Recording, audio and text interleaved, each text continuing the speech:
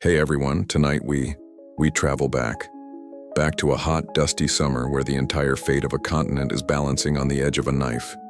You're standing on a stone wall, squinting east, and the horizon itself seems to be moving. It's not a mirage. It's the vanguard of the largest, most terrifying army your world has ever seen, and it's coming for you. This is the 1683 Siege of Vienna, a moment so critical that its failure would reshape the world we live in today. And let's be blunt, faced with the firepower and sheer brutal scale of what's coming, you probably wouldn't survive this. The odds are just not good.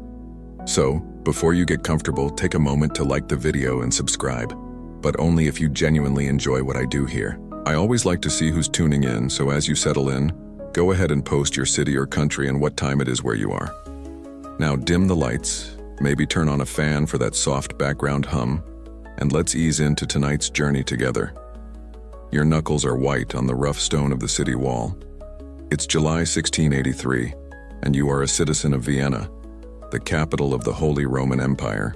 And for weeks, the only topic of conversation in the taverns, the markets, and the dark, narrow alleyways has been the rumor: the Turks, the Ottomans, the Grand Army. Now the rumors are taking shape. It's a smudge of dust on the horizon that, day by day, has grown into a rolling living cloud. You can't see individual men yet, just the idea of them. A mass of humanity so vast it seems to swallow the landscape. You've heard the numbers whispered in horrified tones: 100,000, 200,000, maybe more. You try to picture it, but your mind just can't.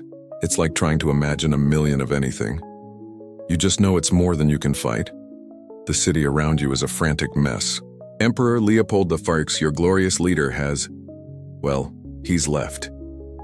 For administrative reasons, his court physicians claimed. But everyone knows he fled, taking the court and the wealthiest nobles with him, their carriages groaning with tapestries, silver and gold clogging the western roads. He's left you. He's left Vienna to Count Ernst Rudiger von Starhemberg, a man whose military reputation is solid, but whose face is now a permanent mask of grim resolve. You've seen him directing the garrison, which numbers maybe 15,000 soldiers. You did the math. 15,000 against what? You look back at the horizon. Let's call it 170,000. That's the mainstream historical fact, the number everyone settles on. 170,000 Ottoman soldiers, engineers, and support staff. And that's not even counting the tens of thousands of horses, camels, and water buffalo. It's a city, a mobile, hungry, angry city, arriving at your doorstep. You feel a vibration in the stone beneath your hands. It's not thunder. It's the first of their cannons finding their range, a puff of smoke far away. Then the whistle, the scream, the explosion somewhere in the northern suburbs. The siege has begun. Why here? Why your city? To the Ottoman Empire, Vienna wasn't just a strategic military objective, it was a symbol. It was the golden apple, the Kızıl Elma. This was a deep, almost mythological ambition within Ottoman lore. A quirky and fringe concept to you, but absolutely real to them. It was the ultimate prize, the westernmost bastion of their Habsburg rivals, the gateway to the heart of Europe. To capture the golden apple would be to prove once and for all the supremacy of the Sultan and the reach of his empire. You, unfortunately, are just the person living inside the apple. You look around at your defenses. They look good, in theory. The city is protected by the Tres Italienne, the star-shaped bastion forts that are all the rage in military architecture. They're designed to deflect cannon fire and create overlapping fields of fire for your musketeers. But they're also old. They haven't been fully modernized in decades. The treasury was empty, the nobles were too busy arguing, and fixing the outer ravelins was about as popular as a modern-day HOA meeting, deciding who pays for the new community fence. Now, that crumbling section of the wall looks less like an inconvenience and more like a death sentence. The man leading that approaching army, Grand Vizier Kara Mustafa Pasha, knows all about your weaknesses, and historians still argue whether his motivation was purely strategic for the glory of Sultan Mehmed IV, or if this was a deeply personal quest.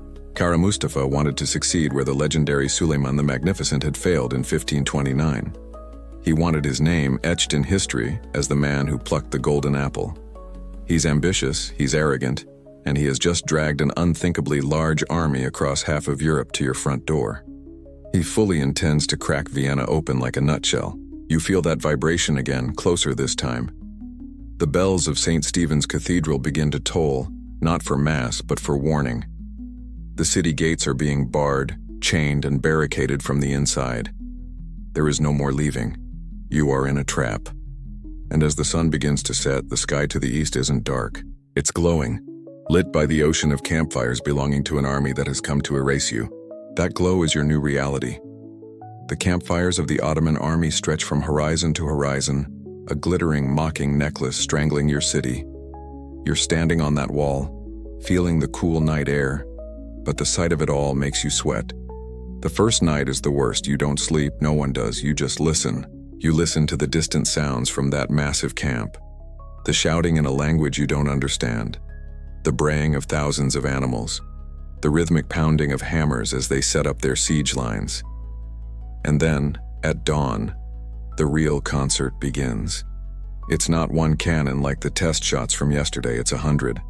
The sound isn't just a boom, it's a physical punch to your chest. The air tears open with a whoomp-scree crash. The stone beneath your feet jumps. Somewhere to your left, a section of the outer wall explodes into a cloud of white limestone dust. You hear men screaming, not in fear, but in agony. This isn't a battle. This is an industrial process. This is demolition. You stumble back, choking on the pulverized stone that fills the air, and you run. You run back into the city, into the maze of dark, narrow streets, but there is no safe. The cannons aren't just aiming for the walls, they're firing over them. The claustrophobia sets in almost immediately.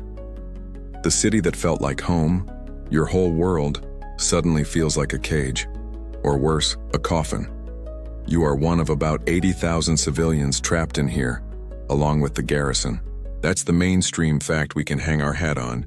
Nearly 100,000 souls crammed into a space you could walk across in 30 minutes. Every street is a sea of panic. People are dragging chests, pulling carts with their worldly possessions, trying to find a safer district, as if there is one. A 6-pound iron ball traveling at 400 miles per hour doesn't much care which neighborhood you live in. You duck into a cellar as another volley hits and you huddle with strangers, all of you wide-eyed, all of you smelling of dust and fear. The commander, Starhemberg, is a man made of iron, but even he knows artillery is just half the problem. The real threat is coming from underground.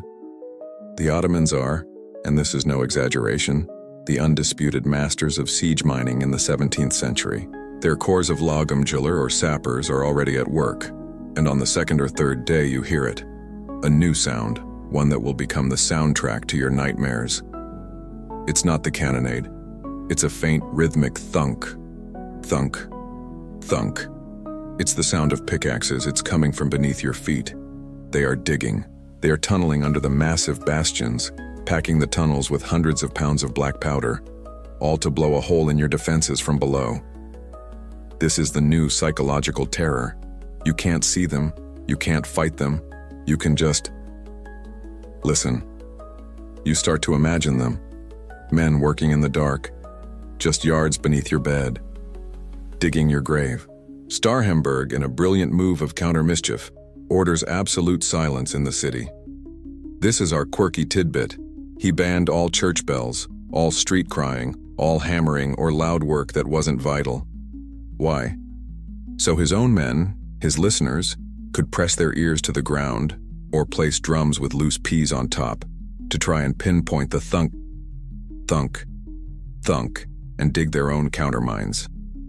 Historians still argue whether the siege was ultimately won by the cannons on the walls or by this desperate, invisible underground war. It becomes a city of whispers, where the loudest sound is the one you're straining to hear. You're put to work. Unless you're a soldier, you're on a repair crew, and it's the worst job you can imagine. After a cannonade, you and a dozen other civilians are shoved out into the open, into the kill zone between the main wall and the outer defenses, to clear rubble and patch the holes with sandbags and timber. The Ottoman gunners see you. They fire at you for sport. You see the man next to you simply disappear in a red mist as a cannonball skips off the ground. You don't even scream. You just keep digging, your hands raw, your back burning, Because stopping means the wall falls, and the wall falling means, well, you know what it means. The first week is a blur of smoke, noise, and dust. The city's bravado is gone, replaced by a sullen, exhausted dread. The smell is already turning. The summer heat is baking the thousands of dead animals, horses, cattle, that couldn't be brought inside the walls. Sanitation has just stopped. You're drinking water from a communal well that is almost certainly downstream from a new graveyard. It's like living in a collapsing apartment building where a neighbor is practicing the drums 24/7.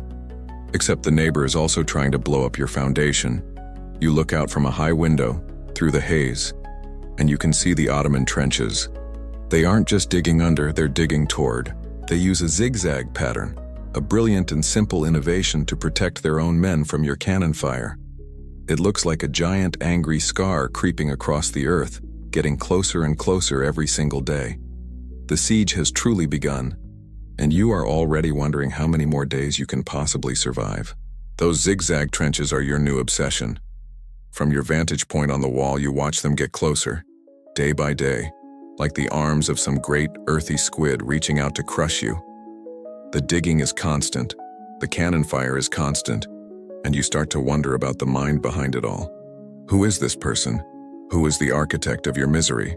His name is on everyone's lips, spat like a curse. Kara Mustafa Pasha, the Grand Vizier. You picture him sitting in his tent, and you're not wrong, he is. But your imagination fails to grasp the sheer insulting luxury of that tent. This isn't some canvas pup tent. This is a mobile palace. This is our quirky, infuriating tidbit. Kara Mustafa brought his life with him. We're talking hundreds of tents for his personal staff alone, his harem, his servants, his chefs. He brought exotic animals, fine silks, gold-threaded carpets, and according to some accounts, even a portable garden. While you are chewing on shoe leather and fighting rats for a scrap of bread, he is a mile away, being fed spiced meats cooled by servants waving ostrich feather fans and probably complaining that his imported coffee isn't quite hot enough. He is not just besieging your city, he's vacationing next to it. This man is the absolute, unquestioned commander of this entire operation. That's the mainstream historical fact. As Grand Vizier, he is the second most powerful man in the Ottoman Empire. The Sultan, Mehmed IV, is the ultimate authority, but he's famously more interested in massive royal hunts, like seriously interested to the point of obsession, than the day-to-day grind of running an empire. He delegated. And he delegated this, the biggest military operation of the century, to Kara Mustafa.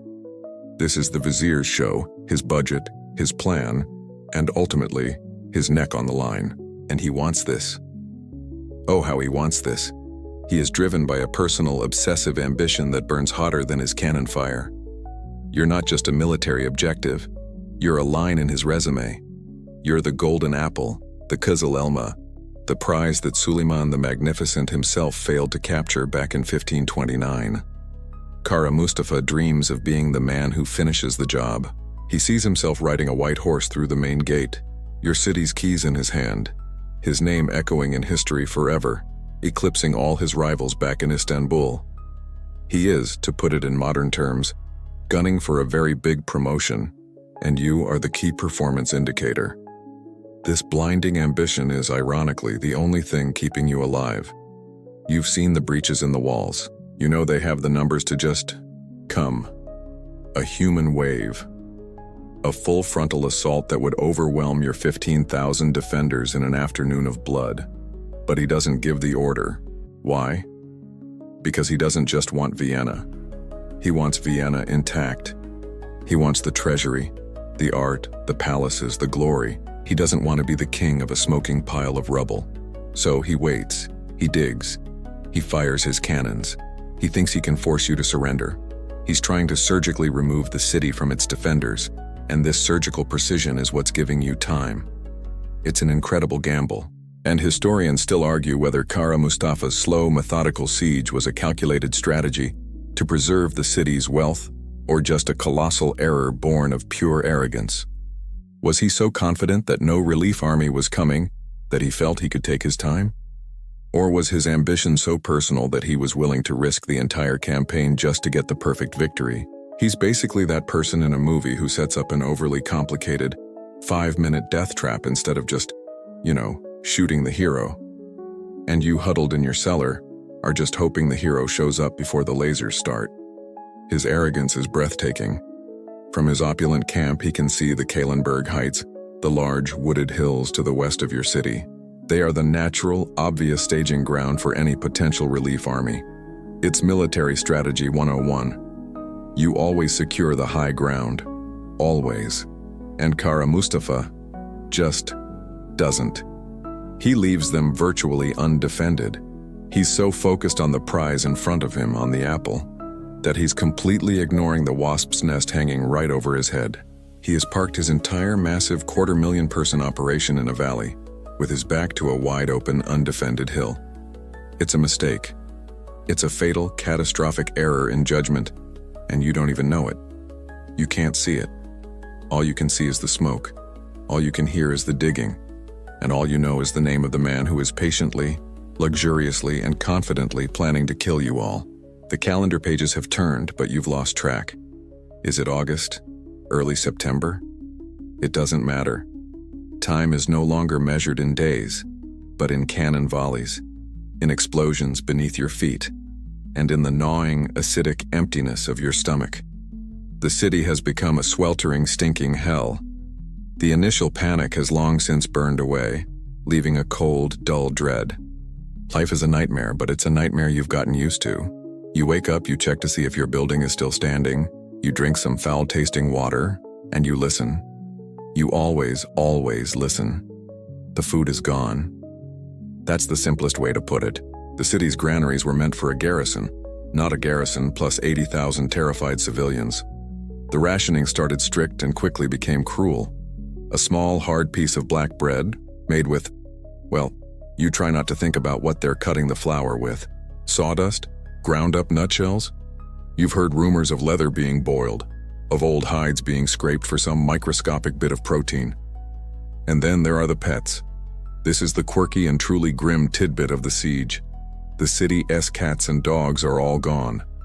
At first, you were horrified. Now, well, you just find yourself looking at the rats scurrying over the rubble with a new, appraising, almost hungry look. It's amazing what your body will demand of you, how quickly your civilized sensibilities are sandblasted away by pure animal hunger. With the hunger comes the weakness, and with the weakness comes the sickness. This is the true killer of sieges, the mainstream historical fact that's more deadly than any cannonball. Disease. The city is a toilet. There is no sanitation. The streets are slick with filth. The wells are contaminated. The air itself is thick and heavy with the smell of unburied dead, both human and animal, all slowly baking in the late summer heat. The bloody flux, dysentery, is rampant. It moves through the cellars and makeshift hospitals like a ghost, emptying you out, leaving you a dehydrated husk. You see more people die from a fever and a gut-wrenching cramp than you ever see hit by a bullet. You tie a damp rag over your nose and mouth, but it's useless. The smell is inside you. It is you. And through the hunger, through the sickness, through the constant low-grade fever that everyone seems to have, there is the sound. The thunk, thunk, thunk. It's louder now. It's not a distant curiosity. It's the ticking of the clock. It's under your street. It's under the city square. It's everywhere. The Ottoman miners are relentless. You're huddled in your cellar trying to sleep, and you can feel the vibration through the packed earth. Thunk, thunk, thunk. It's the sound of your own grave being dug in real time. Then the thunking stops. This is the worst part. The silence. Because the silence means they're done. It means the tunnel is packed. It means the fuse is lit. You just wait. You pray. You count the seconds. And then the world ends. It's not a crash like a cannon. It's a deep, wet whump. The ground itself, the very earth you're standing on, heaves up as if a giant has punched it from below. A section of the main wall, the great Lubel bastion, seems to just dissolve. It lifts into the air in a million pieces of stone and timber and men, and then it's just gone. There's a hole, a gaping, smoking, 40-foot-wide invitation, and before the dust even begins to settle, you hear a new sound, a roar, not of cannons, but of men, the Janissaries, the Ottoman elite. You see them, pouring from their trenches, screaming, their curved yataghan swords held high. They charge into the breach, a wave of white headdresses and blue coats climbing over the rubble of the very wall you were supposed to be hiding behind. Your soldiers, the ones who survived the blast, are a dazed, bleeding, half-buried wreck, but they meet them. It's a desperate hand-to-hand fight in a cloud of sulfur and dust. You hear the clang of sabers, the pop of muskets fired at point-blank range, the guttural screams of men fighting with bayonets, knives, and sharpened spades. And you're part of a human chain, passing buckets of water to stop the fires, passing sandbags to try and build a new wall while the battle is happening right in front of you. This happens every few days. The miners blow a hole, the Janissaries charge, you fight them off, barely. You plug the hole, and the thunk, thunk, thunk starts again somewhere else. The city is a dying animal and the wolves are tearing chunks out of it. Starhemberg, your commander, is a ghost. You see him everywhere, his face black with gunpowder, organizing defenses, promising relief, even threatening to execute anyone who whispers the word surrender. Historians still argue whether his iron-willed leadership was the only thing that held the city together, or if Vienna was just a few days away from a total bloody mutiny. You don't care about the history, you just know you're tired, you're sick, you're starving, and the clock is ticking. You are on your knees in the rubble, your hands bloody, your stomach a hollow, aching void. You've just survived another mine explosion, another charge, and you are plugging the breach with anything you can find: a broken chair, stones, the body of a donkey. And in this moment of absolute rock-bottom despair, you find yourself asking the one question that's been hovering like the smoke. Where is our emperor? You know the answer, of course. He's not here. He's gone. Weeks ago. While you've been fighting for your life, your leader has been elsewhere. You try to picture the scene of his departure. It wasn't a noble, tearful farewell. It was a stampede. In early July, just before the Ottoman ring of steel snapped shut, Emperor Leopold I and his entire sprawling, glittering court fled Vienna. They didn't just leave, they bolted. This wasn't a strategic withdrawal, it was a grab the good silver and the little dogs and run situation. This is our quirky, slightly pathetic tidbit. The imperial baggage train was so vast, so stuffed with tapestries, religious icons, gold plate, furniture, and personal wardrobes, that it created a colossal traffic jam on the roads heading west. The very nobles who had refused to pay taxes to upgrade the city, S-Walls were now the first ones out the door, their carriages' wheels sinking into the mud, prioritizing their velvet cushions over the fate of the capital. The emperor himself, Leopold I, is a strange man. This is the mainstream fact you have to understand. He is not a soldier. He's a scholar, a devout Catholic, a talented musical composer, and a man who is physically, well, unimposing. He has the famous Habsburg jaw and pronounced underbite that was the signature of his family's generations of inbreeding. He wasn't built to ride at the head of an army, and he knew it. He was built to pray, to sign documents, and, in this case, to run. His court physicians declared that the bad air of a siege was simply not suitable for his delicate imperial constitution. How convenient. So he fled all the way to the fortified city of Passau, far up the Danube. You, meanwhile, are currently contemplating the nutritional value of a boot heel. The sense of abandonment is a physical sickness, almost as bad as the dysentery. You feel like a child left alone in a dark, collapsing house. But here's the great complicated question of the siege, the one historians still argue whether Leopold's flight was an act of unforgivable cowardice or a shrewd and necessary strategic move. On one hand, he abandoned his people. He failed in the most basic duty of a monarch to protect his subjects. His departure shattered morale and sent a clear signal to Kara Mustafa that Vienna was ripe for the taking. But, on the other hand, what if he'd stayed? What if he'd been captured? The war doesn't end if Vienna falls. The war ends if the emperor is captured. If Leopold, the head of the Holy Roman Empire, were dragged in chains to Istanbul, the entire political structure of Christendom would collapse. The Habsburg dynasty would be broken. There would be no one left to rally a counterattack. By fleeing, he preserved the head of the snake. He kept the government, the idea of the empire, alive. He became a refugee king, but a free king. From the relative safety of his new palace in Passau, he's not just sitting there composing mournful tunes. He is in a state of sheer, unadulterated panic. He is doing the 17th century equivalent of frantically sending emails with the subject line, "Urgent please help, FWD, FWD, Fopening." He is sending out desperate pleas, letters carried by writers who have to sneak through the Ottoman lines to every major power in Europe. He writes to the German princes, begging them to assemble their armies.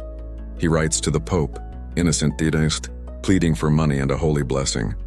And he writes most desperately to his old rival, the one man who has an army big enough, tough enough, and just maybe crazy enough to try and fight its way through 170,000 Ottomans.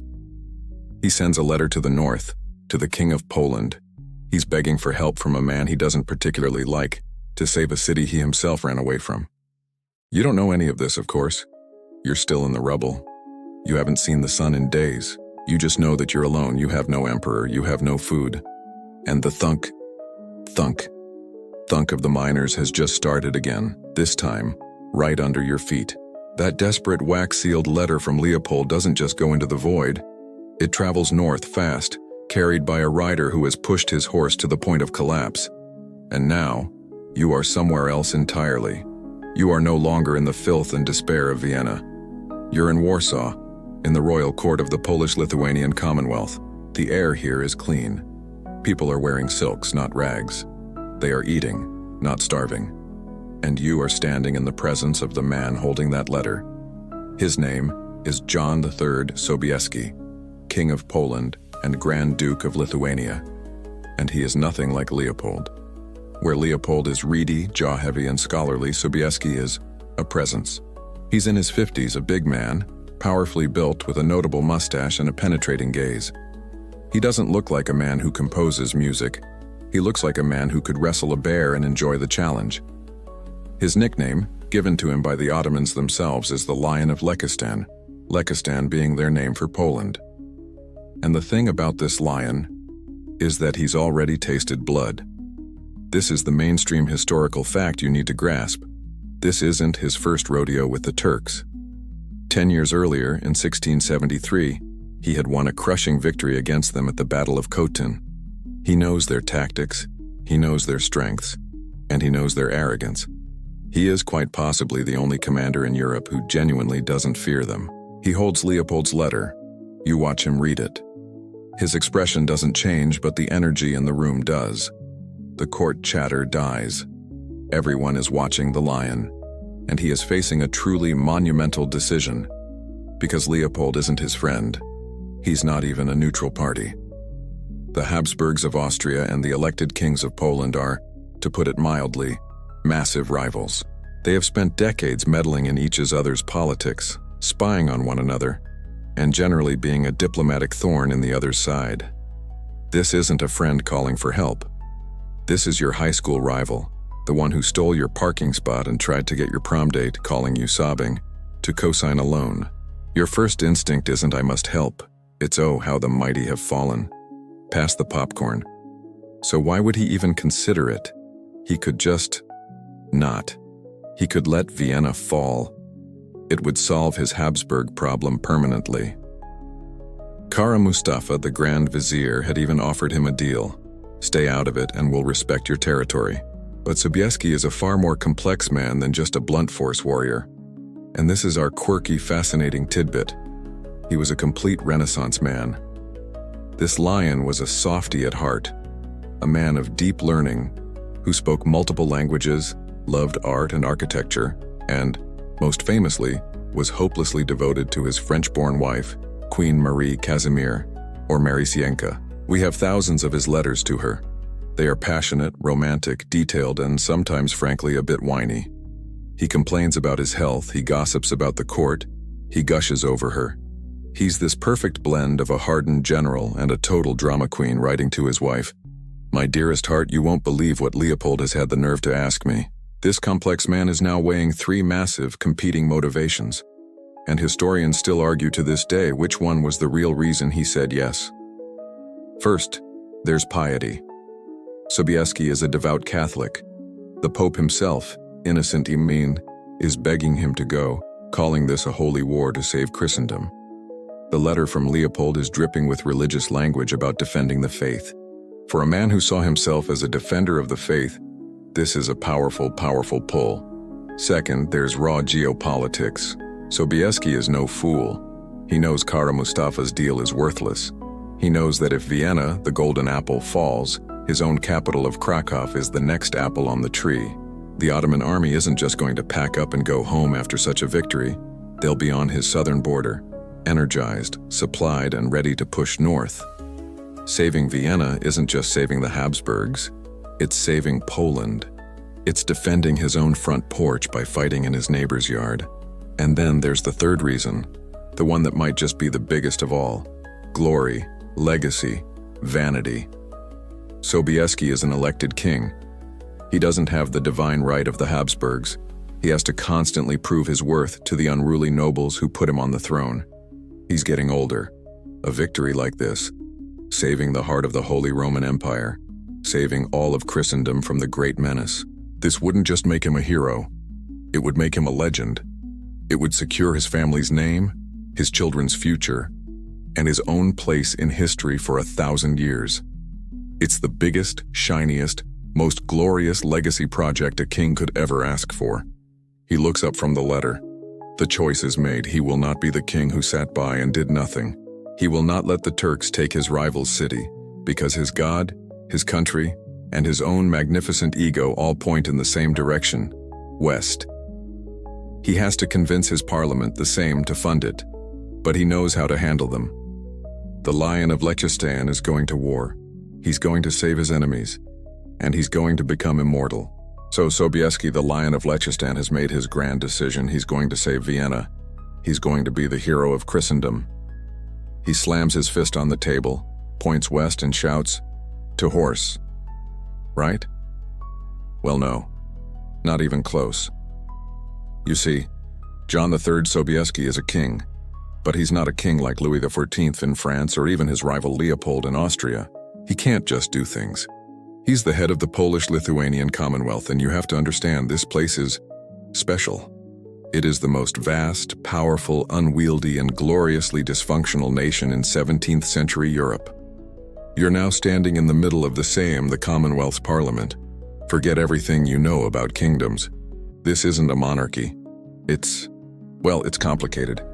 The mainstream historical fact is that this is an elected monarchy, which is just a polite way of saying it's an aristocratic republic with a guy who gets to wear a crown. The Commonwealth isn't just Poland. It's a massive, multi-ethnic, multi-religious state covering what is now Poland, Lithuania, Ukraine, Belarus, Latvia, and parts of Russia. It's huge, and it's not ruled by the king, it's ruled by the szlachta, the nobility. And when you picture nobility, you're probably thinking of a few dozen pampered dukes in powdered wigs. No. In the Commonwealth, the szlachta makes up almost 10% of the entire population. It's a caste of hundreds of thousands of people. They range from mind-bogglingly wealthy magnates who own territories the size of other European countries, all the way down to mud and saber nobles, whose entire estate is one horse, one rusty sword, and a tiny patch of muddy farmland. But here's the kicker. In the eyes of the law, they are all equal. They are all citizens, they all have the vote. It is like a country club where the billionaire founder and the guy who just mows the lawn have the exact same voting rights, and both of them are obsessed with their privileges. This ocean of nobles is fanatically, suicidally devoted to one thing, their golden liberty. This is their set of sacred rights that prevents the king from ever becoming an absolute ruler. They elect the king. They pay, or more often refuse to pay, the taxes. They raise the army. And they are, to put it mildly, an absolute nightmare to govern. They are argumentative, proud, and deeply suspicious that the king is always trying to pull a fast one. It's like trying to run a country via an internet forum comment section where everyone has admin rights and a massive ego. Now you're watching Sobieski. He's not a king here. He's a petitioner. He has to stand before this rowdy, armed, and deeply skeptical crowd and ask for an army. He needs to convince them to levy taxes, their least favorite thing in the universe, to pay for a war to save. Wait for it, they're Habsburg rivals. You can just imagine the vibe in the room. Let me get this straight, John. You want our money? To go save the Austrians? The same guys who are constantly trying to undermine us? Are you insane? And this brings us to the single most gloriously self-destructive political idea in human history. This is our quirky tidbit, the liberum veto, the free veto. How did the Sejm pass laws? Unanimously. That's right. Every single deputy had to agree. If just one noble, even the poorest one, didn't like a piece of legislation, he could stand up, shout "Nie pozwalam," I do not allow. And, well, it's worse than you think. It didn't just kill the bill. It ended the entire parliamentary session, and every single law that had been passed during that session was instantly nullified. It is the political equivalent of one person flipping the monopoly board over because they didn't like a rent payment. The game is over. Everyone goes home. All progress is erased. Historians still argue whether the Commonwealth's golden liberty was a brilliant, enlightened, and stunningly early forerunner of modern democracy, or a dysfunctional, anarchic, and fundamentally broken system that was basically a national suicide pact. It was a recipe for total gridlock. Foreign powers like Austria and Russia loved it. They didn't need to invade. They just had to find one broke or greedy noble in the Sejm, slip him a bag of gold and get him to shout "Nie pozwalam," and the entire government would collapse for a year. It's like trying to get your entire extended family to agree on a place for dinner, knowing that if your one weird uncle vetoes the Olive Garden, the entire family is legally dissolved. This is the obstacle Sobieski is facing. He is a lion, yes, but he's a lion who has to get permission from 500 other, smaller, very stingy lions before he's allowed to go hunting. He needs money for lances, for gunpowder, for horses, for pay. He needs the Slakta to agree to form the Pospolit Ruseni, the mass mobilization of the nobility. And he has to do it without a single person in that room getting angry, or bribed, or just plain stubborn, and blowing the whole thing up. This isn't just a military campaign he's planning. It's a political miracle. He has to wrangle this beast, this unwieldy, chaotic, and fiercely free nation, and point it at Vienna. And he has to do it fast, by some miracle of fast-talking, patriotic guilt-tripping, and maybe a few strategically placed bags of gold. Sobieski gets it. The Sejm grumbles, it argues, it nearly implodes over the liberum veto half a dozen times, but in the end, the threat is too great. The lion gets his army. The Pospolit Ruseni is called. The nobles are sharpening their sabers and polishing their armor. And at the very heart of this army, the tip of the spear, is the one unit that makes every other commander in Europe nervous, the Hussaria, the Winged Hussars. But where did these guys even come from? You're picturing them now, the gleaming armor, the lances, the famous wings. They seem like a uniquely Polish invention, something forged entirely in the fires of the Commonwealth. But the truth is, like so many things, they were an import, a refugee's legacy. To understand them, you have to rewind. Forget 1683. You are now standing on the dusty, windswept plains of Hungary, and the year is 1500. The Ottoman Empire is on the march, and the Christian kingdoms of the Balkans are shattering one by one. You see a group of horsemen. They look rough. They wear no heavy plate armor, maybe a light helmet, a wooden shield painted with a simple device. They are armed with a long lance, but it's a lighter affair, and a saber. They ride fast, wiry horses. They are masters of the hitendron, the raid, the ambush. They are Hussars, a name that comes from the Serbian language. This is our quirky tidbit. The etymology is murky, but the word Hussar probably just means wanderer, raider, or pirate. These are not noble-born knights. These are displaced, hardened mercenaries, refugees from a lost cause, fleeing the Ottoman tide and selling their very specific set of skills fighting Ottomans to anyone who will pay. This is the mainstream historical fact of their origin. The first Hussars in Poland were not Polish at all. They were Serbs, Hungarians, and Bosnians, who were hired into the Polish army as light cavalry in the early 1500s. Their job was simple: be the eyes and ears, scout the enemy, chase off their skirmishers, and fight their Ottoman equivalents, the Deli, literally the crazies, and the Akinci, the raiders. For decades, that's what they are. They're the scruffy foreign auxiliaries. The Polish nobility, the szlachta, with their heavy medieval armor and jousting lances, look down on them. They're useful, yes, but they're not us. So how do you get from a light cavalry refugee scout to the most terrifying armor-plated Schockendau weapon in Europe? This is the great transformation. It happens slowly, and then all at once. Throughout the 16th century, the nature of warfare is changing. Firearms are getting better. The old-school, heavily armored knight is becoming, well, a bit obsolete. He's too slow, too heavy, and a well-aimed musket ball can punch right through his breastplate. Armies are getting lighter, faster, but the Poles, fighting on their wide-open eastern steppes against Tatars, Ottomans, and Muscovites, have a different problem. They need speed, yes, but they also need punch. They need something that can shatter a line of musket-wielding infantry and go toe-to-toe with enemy cavalry. They look at their scruffy hussars. They're fast. They have lances. What if we gave them armor? What if we kept the speed, kept the lance, but added just enough 17th century technology to make them survivable? This is where the Great Reform comes in, often credited to the Hungarian-born King of Poland, Stephen Bathory, in the 1570s. He doesn't invent the hussar, but he perfects it. He standardizes it. You're watching this evolution in real time. The light wooden shield, gone. It's useless against bullets. In its place, you see the hussar receive a gleaming, articulated steel cuirass, breastplate. It's thick enough to stop a glancing bullet, but light enough to not exhaust the horse. You see them get steel vambraces for their forearms and a specialized Sizak helmet with its distinctive lobster tail neck guard and a strong facebar. They are no longer light cavalry. But they're not the old slow medieval knights either. They are something new. They are the perfect deadly hybrid. They are medium-heavy shock cavalry. They've combined the speed and flexibility of the East with the armor and discipline of the West. They've become a uniquely Polish solution to a uniquely Polish set of problems. And this is the great scholarly debate. Was this a gradual organic evolution, as the szlachta themselves slowly started joining these foreign units and up-armoring them with their own wealth?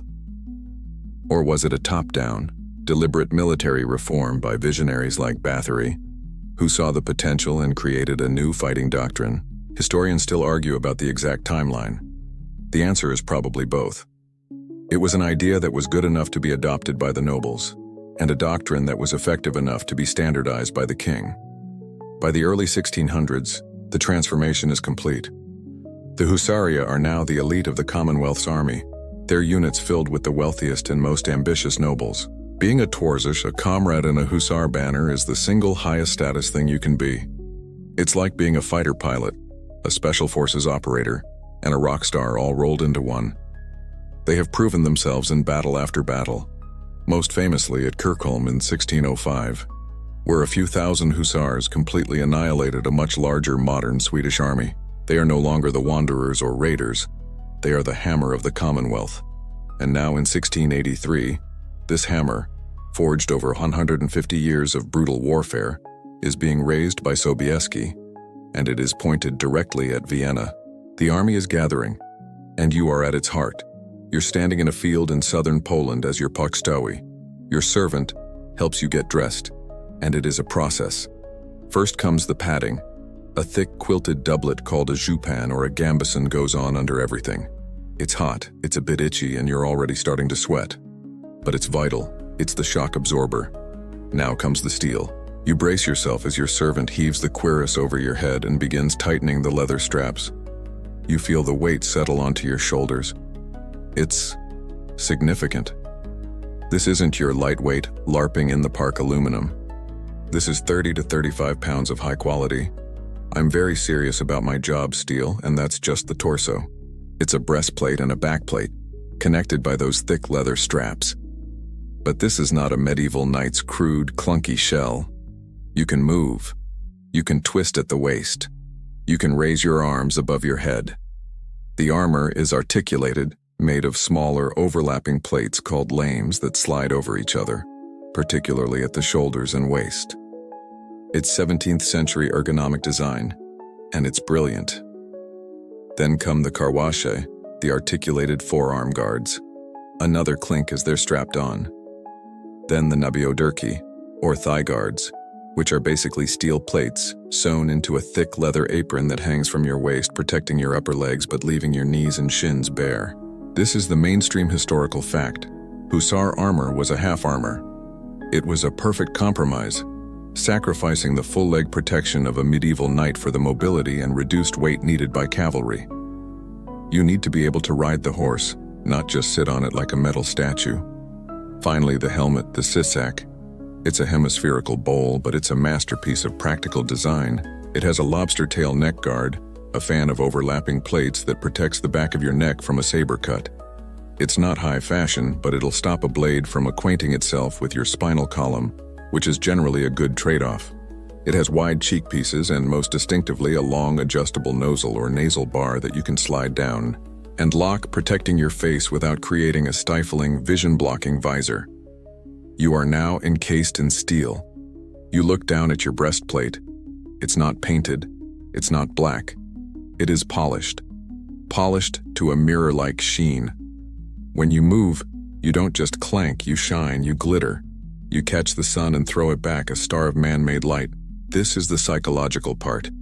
When you line up with 1,000 other hussars, you are no longer an army.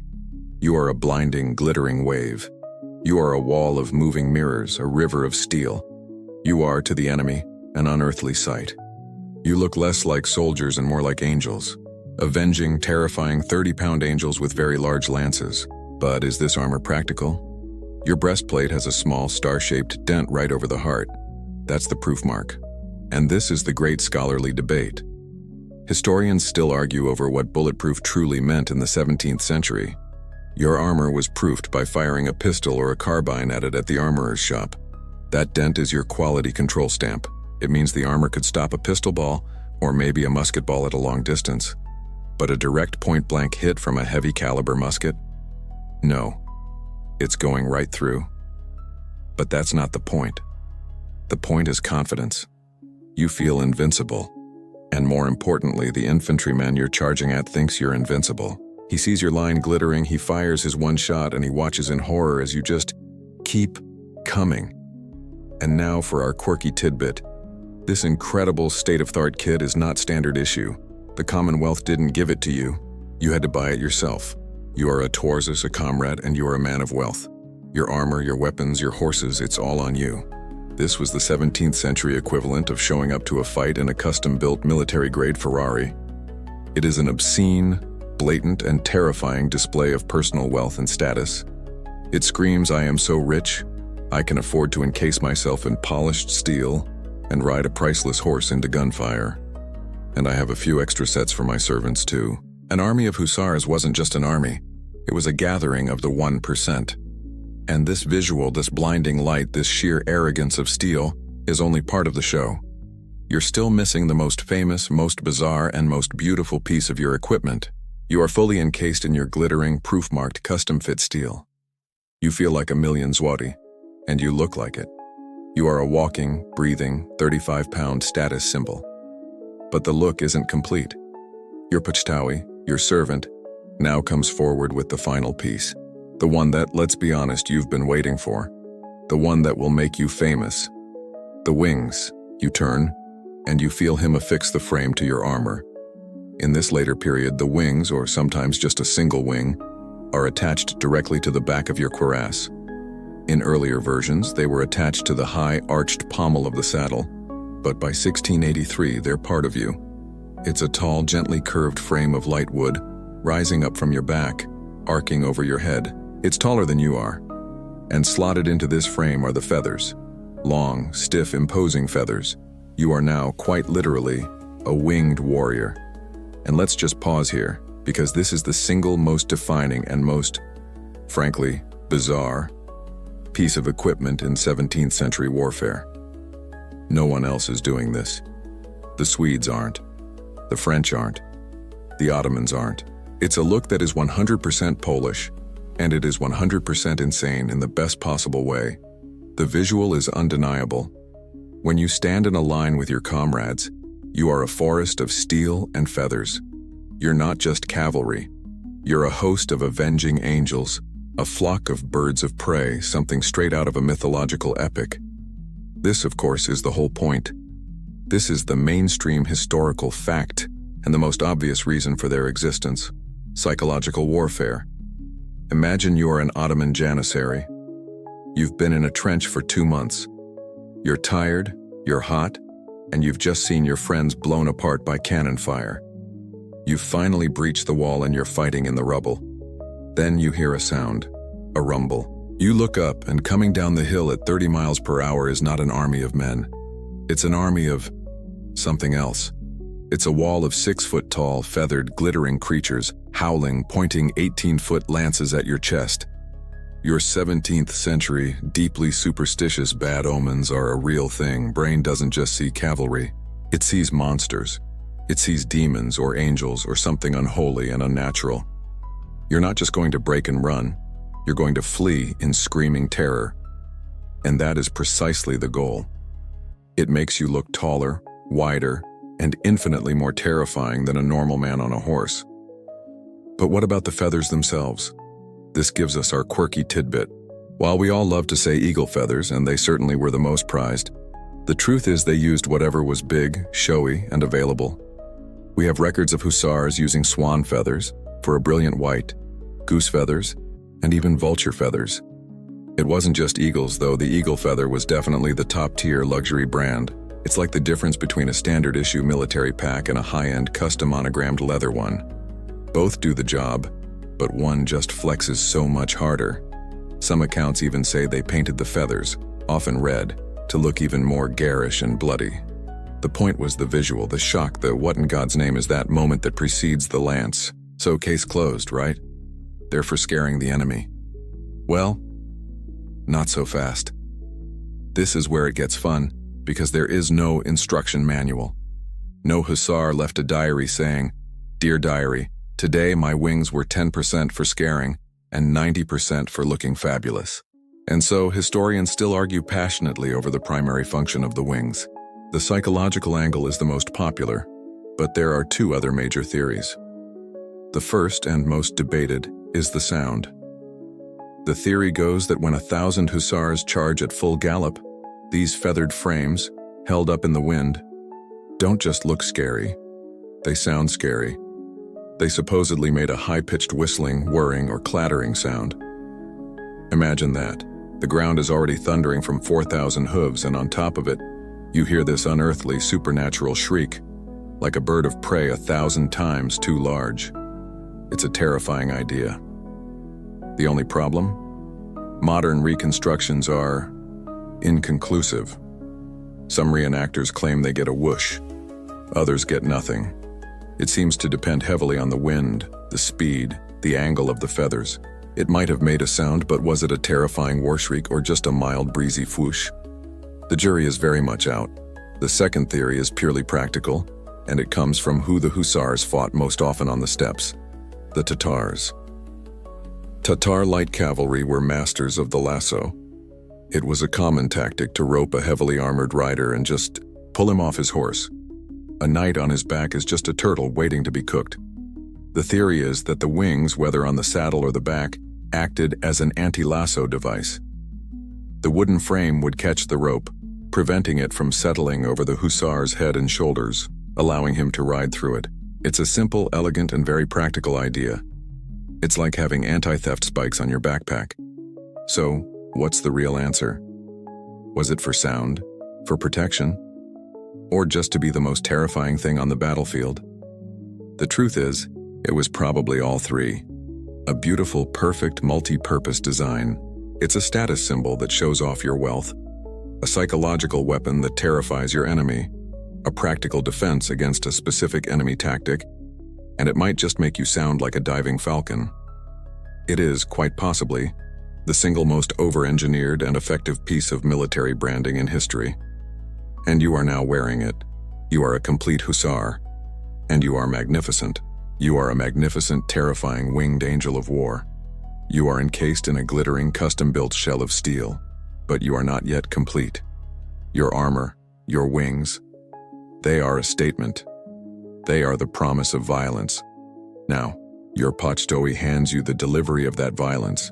You reach out, and your steel-plated gauntlet closes around the grip of your kopia, the hussar's lance. The first thing you notice is its sheer, almost comical length. Long is a pathetic understatement. This is the mainstream historical fact you must internalize. The kopia is, on average, 16 to 18 feet long. Some accounts push it to 20 feet. You are on a horse, which already puts your head about 8 feet off the ground. This lance reaches out another 14 or 15 feet in front of your horse. It's absurd. It's like you're trying to poke someone in the next zip code. You are a man on a horse holding a sharpened telephone pole. But it's a smart telephone pole. You feel the weight. It's substantial, but it's manageable. It's not the solid oak jousting lance of a medieval knight. You can, with some effort, control it one-handed. This is because it's a brilliant piece of 17th century engineering. The kopia is hollow, or more accurately, it's made of two separate, long pieces of lightweight wood, like fir or pine, which are grooved out on the inside and then glued together. The whole 18-foot-long shaft is then tightly wrapped in leather or tarred rope to keep it from splitting. It's the 17th century equivalent of a carbon fiber composite. It's designed to be strong on the axis of impact, but light enough to be wielded by a human being at a full gallop. Why so ridiculously long? The answer is simple. You are fighting infantry, and infantry are holding their own pointy sticks, pikes. A standard 17th century infantry pike is about 12 to 15 feet long. Your kopia is longer. It is the ultimate 17th century my stick is bigger than your stick argument. It means that when you charge a squared-up block of pikemen, you impale their front rank before they can even think about touching your horse. You outrange everyone. Now you look at the details. Near your hand, there's a large, round wooden ball, the gałka. This is your counterweight. It's what makes the 18-foot pole even remotely balanced. But it's also your handguard. When you slam into that line of pikes, their weapons are going to be sliding up your lance, aimed right at your arm. This big wooden ball just stops them. It's a shield for your fist. Then you look at the business end. At the very tip is a long, cruel, triangular or four-sided steel spike, a grot, designed specifically for punching through a breastplate. But just below it is our quirky tidbit, the proporzek. This is a long, swallow-tailed pennant, a flag, often 10-15 feet long itself, painted in the colors of your towarzysz, your comrade and unit commander. It looks decorative. It's for identifying your unit, for parade, for pageantry. But it has other uses. And this is where the proporzek becomes the subject of a fascinating scholarly debate. Historians still argue whether the proporzek was primarily for identification, or if it served a more practical and frankly sinister combat role. What role? Well, there are three theories. The first is that when you're charging, this massive silk banner flying wildly from your lance tip is deeply unnerving to the enemy's horses, who see this colorful, flapping thing coming at them and are more likely to panic. The second theory is that it distracts the man you are about to kill. He's human. His eye is naturally drawn to the motion and color of the flag, not the 1-inch steel spike at its base that's about to ruin his entire afternoon. The third and most grisly theory, after you've skewered someone, the long silk banner helps stop the resulting blood from gushing all the way back up the 18-foot shaft and making your gauntlet, slippery. It's the 17th century equivalent of an anti-splash guard, which is just a level of practical-minded horror that's hard to ignore. But here is the most important thing to understand about your kopia. It is disposable. It is a one-and-done weapon. It is not designed for a joust. It is not designed to be retrieved and used again. It is an 18-foot-long, armor-piercing, single-use missile that you just happen to be holding onto. The entire Hussar doctrine is built on this. You and your 500 comrades will form a line. You will couch these lances under your arms. You will kick your horses into a full-on 30-mile-per-hour charge, and you will hit the enemy line. And in that one cataclysmic moment of impact, your copia is designed to shatter. The hollow wood explodes, transferring 100% of the kinetic energy, you, your armor, your 200-pound horse, all of it, into that tiny 1-inch point. It doesn't just poke a guy, it detonates him. It vaporizes his shield, it punches through his breastplate, it throws him 10 feet backward. It shatters the man, it shatters his shield, it shatters the pike behind him, and it shatters the morale of every single person who witnesses it. The sound of 500 copia breaking in the same instant must have been like a forest of giant trees snapping in a hurricane. Crack. And then, you are in the middle of a broken, terrified, bleeding enemy formation, and your $5,000 superweapon is now a pile of splinters. This is where the real fight begins. Crack. The sound is a combination of a thunderclap and a giant tree snapping in half, and it happens right next to your ear. Your 18-foot copia has just done its job. It detonated on a line of Ottoman infantry, and the back half of the shaft, the part you were holding, is now just a useless bundle of splinters in your hand. You drop it. You are now moving at 20 miles per hour, and you have just plunged through the enemy's front line. You're in. You're in the chaotic, screaming, bleeding mess behind the pikes, and you are suddenly in a very target-rich environment. This is the moment. The charge was the shock and awe. This is the awful part. What do you reach for? You don't have time to think. Your right hand, your gauntlet, moves on instinct. It goes to your left hip, and in one smooth, practiced, fluid motion, you draw your sabla. This is the mainstream historical fact. The sabla, the iconic Polish saber, is your primary sidearm. This is your everyday carry, and it is a work of art. It's not the heavy, straight, cross-hilted sword of a medieval knight. It's not a clumsy chopping weapon. It's an elegant, curved blade, a descendant of the nomadic sabers from the East. And it is designed for one thing: cutting from horseback. You don't hack at an opponent. You are moving too fast for that. You ride past him, extend your arm, and let the 3-foot razor-sharp curve of the blade do the work for you. It's a slice. It's a high-speed, lethal pass. The hilt is often semi-enclosed, protecting your knuckles, and some have a thumb ring, allowing you to angle the blade with incredible precision, turning a slash into a thrust with just a flick of your wrist. You are in the middle of a terrified, broken formation of infantry, and you are a blender. You are a steel-clad angel of death, moving at high speed. Your sabla a glittering curved arc of death, cutting, slicing, riding down men who are too stunned to even fight back. But what happens when you run into their cavalry? What if an Ottoman Sipahi or a Delhi, just as armored as you are, rides up to challenge you? You can slash at his steel breastplate all day. Your beautiful sabla will just skip off, leaving a nasty scratch and a very angry, very much alive opponent. Slashing is useless against armor. You need a different tool. So, you reach for your other sword. Yes, your other one. This is our quirky tidbit. The Kunters. This weapon is so specialized, so weird, you don't even wear it on your hip. It's strapped to your saddle under your left leg, parallel to your horse. And as you're galloping, you reach down, unclip it, and draw it. It's a spike.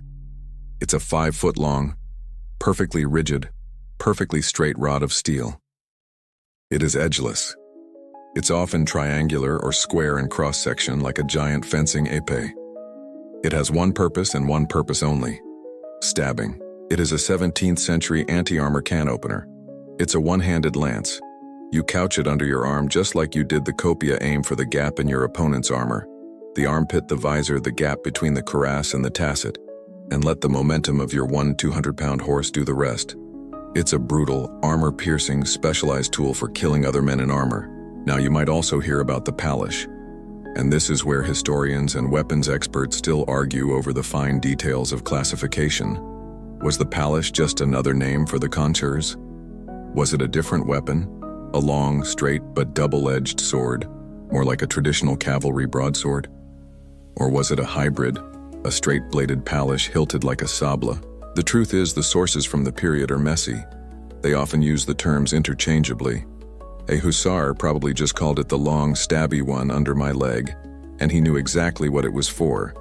Whether it had one edge, two edges, or no edges, its job was to punch through steel. But wait, you're not done. You're a one-man armory. You've got your slashing sword, your stabbing sword. But what about firepower? You're in a melee, it's a swirling mass of men and horses, and the guy next to you is about to stick you with a spear. You don't have time to swing your sabla. You reach into the deep leather holsters on either side of your saddle pommel. You pull out a pistolet, a heavy, long-barreled wheel-lock pistol.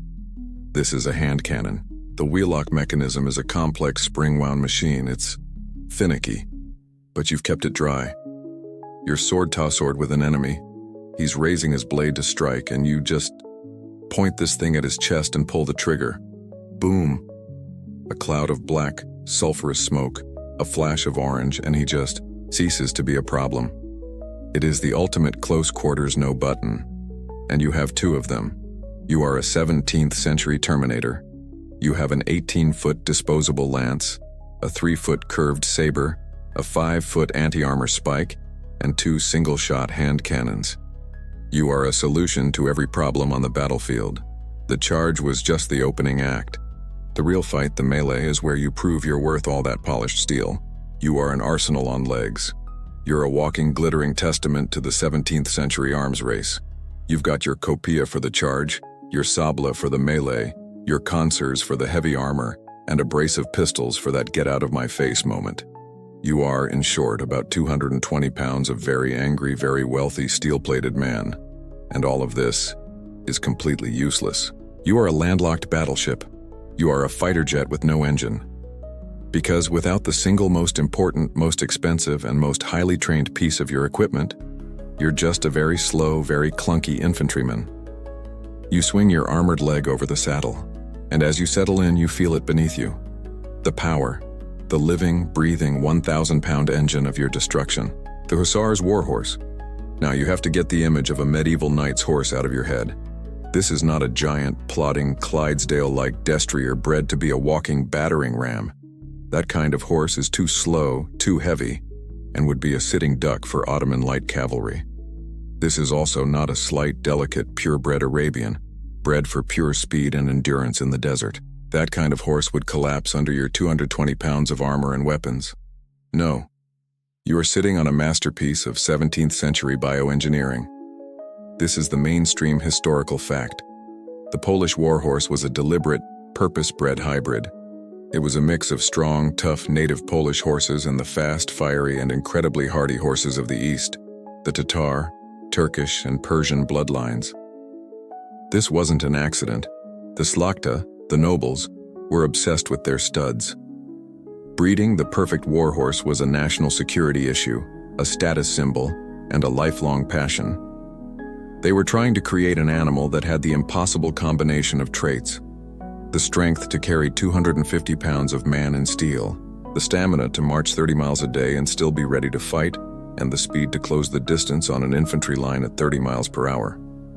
This horse under you is the result. It's bigger than an Arabian, but leaner and more agile than a draft horse. It is pure, explosive muscle. And it is expensive. This is our quirky tidbit. You could buy a small village for the price of one top-tier Hussar's horse. We have records of single horses being sold for 200, 300, even 500 zloty at a time when a simple peasant's cow cost 2. This isn't a piece of equipment. It's a priceless family heirloom. Losing this horse in battle would be a financial and personal catastrophe far greater than losing, say, your helmet or your saber. You probably love this horse more than you love some of your relatives. But it's not just about the breeding, it's the training. This animal is a professional soldier.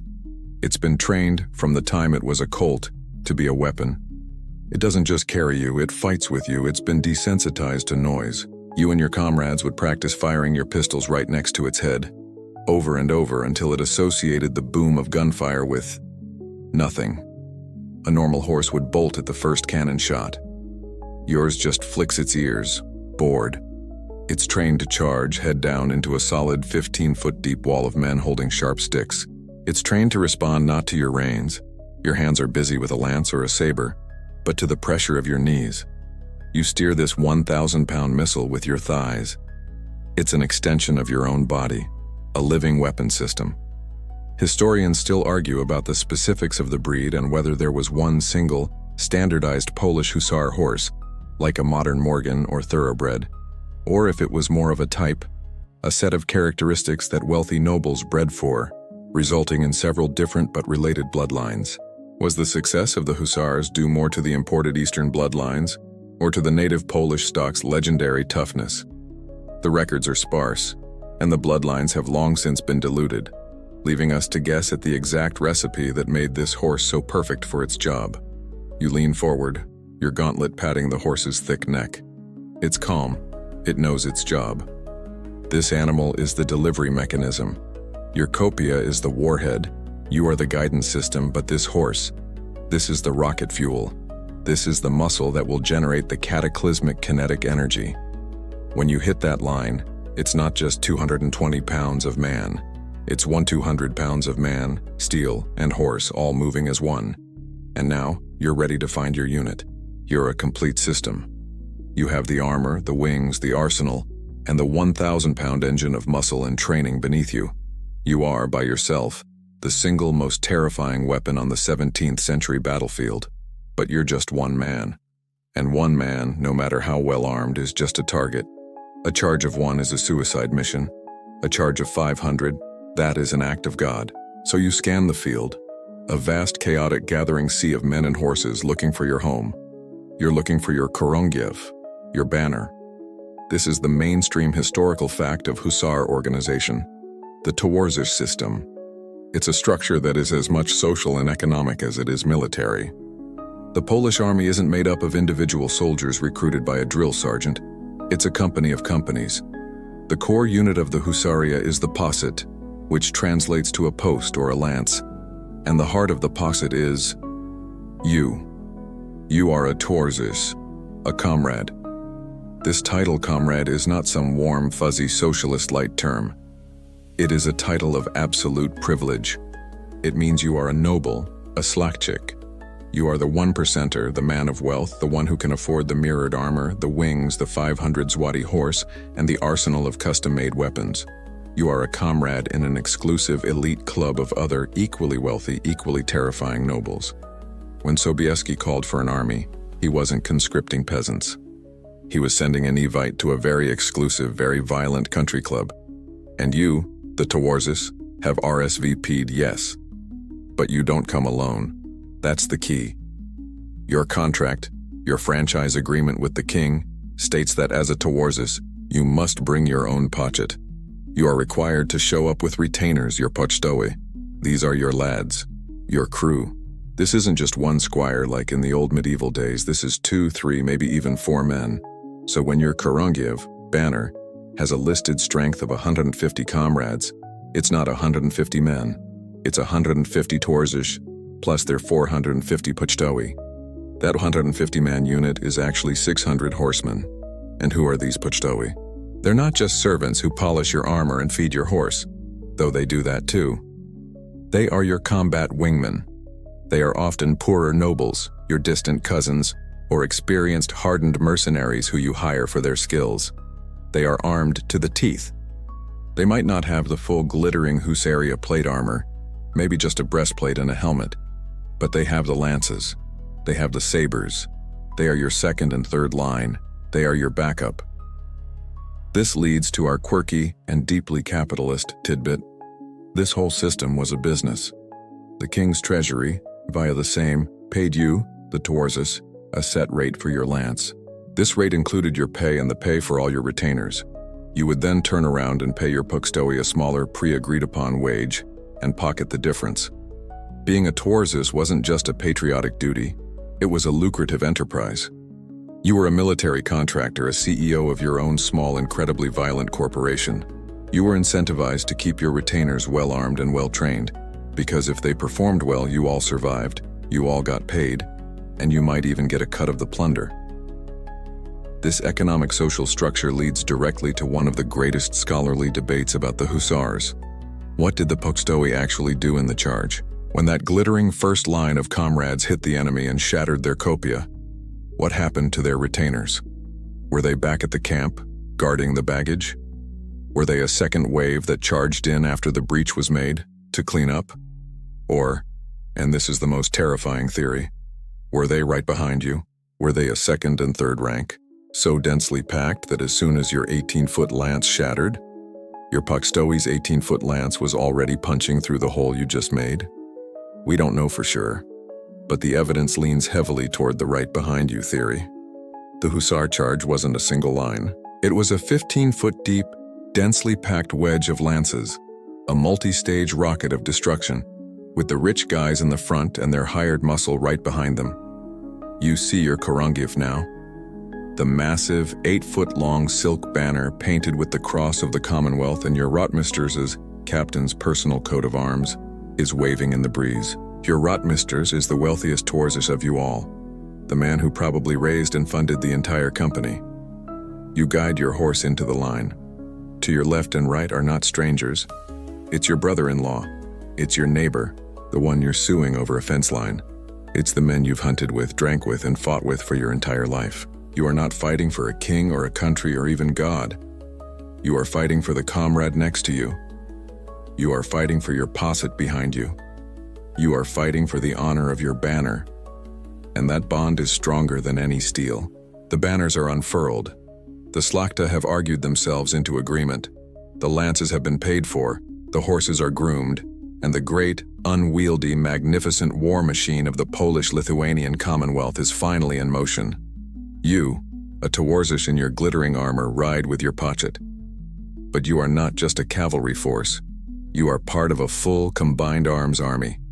Around your Chorongiev march thousands of Polish infantry, dragoons, mounted infantry, and, most importantly, the heavy, slow, creaking artillery, their bronze barrels dragged by massive teams of oxen. This is Sobieski's army, and it is heading south, fast. Fast is a relative term. You are an ocean of 30,000 to 40,000 men, plus a river of horses, wagons, and cattle, your food on a hoof. This isn't a march, it's a migration.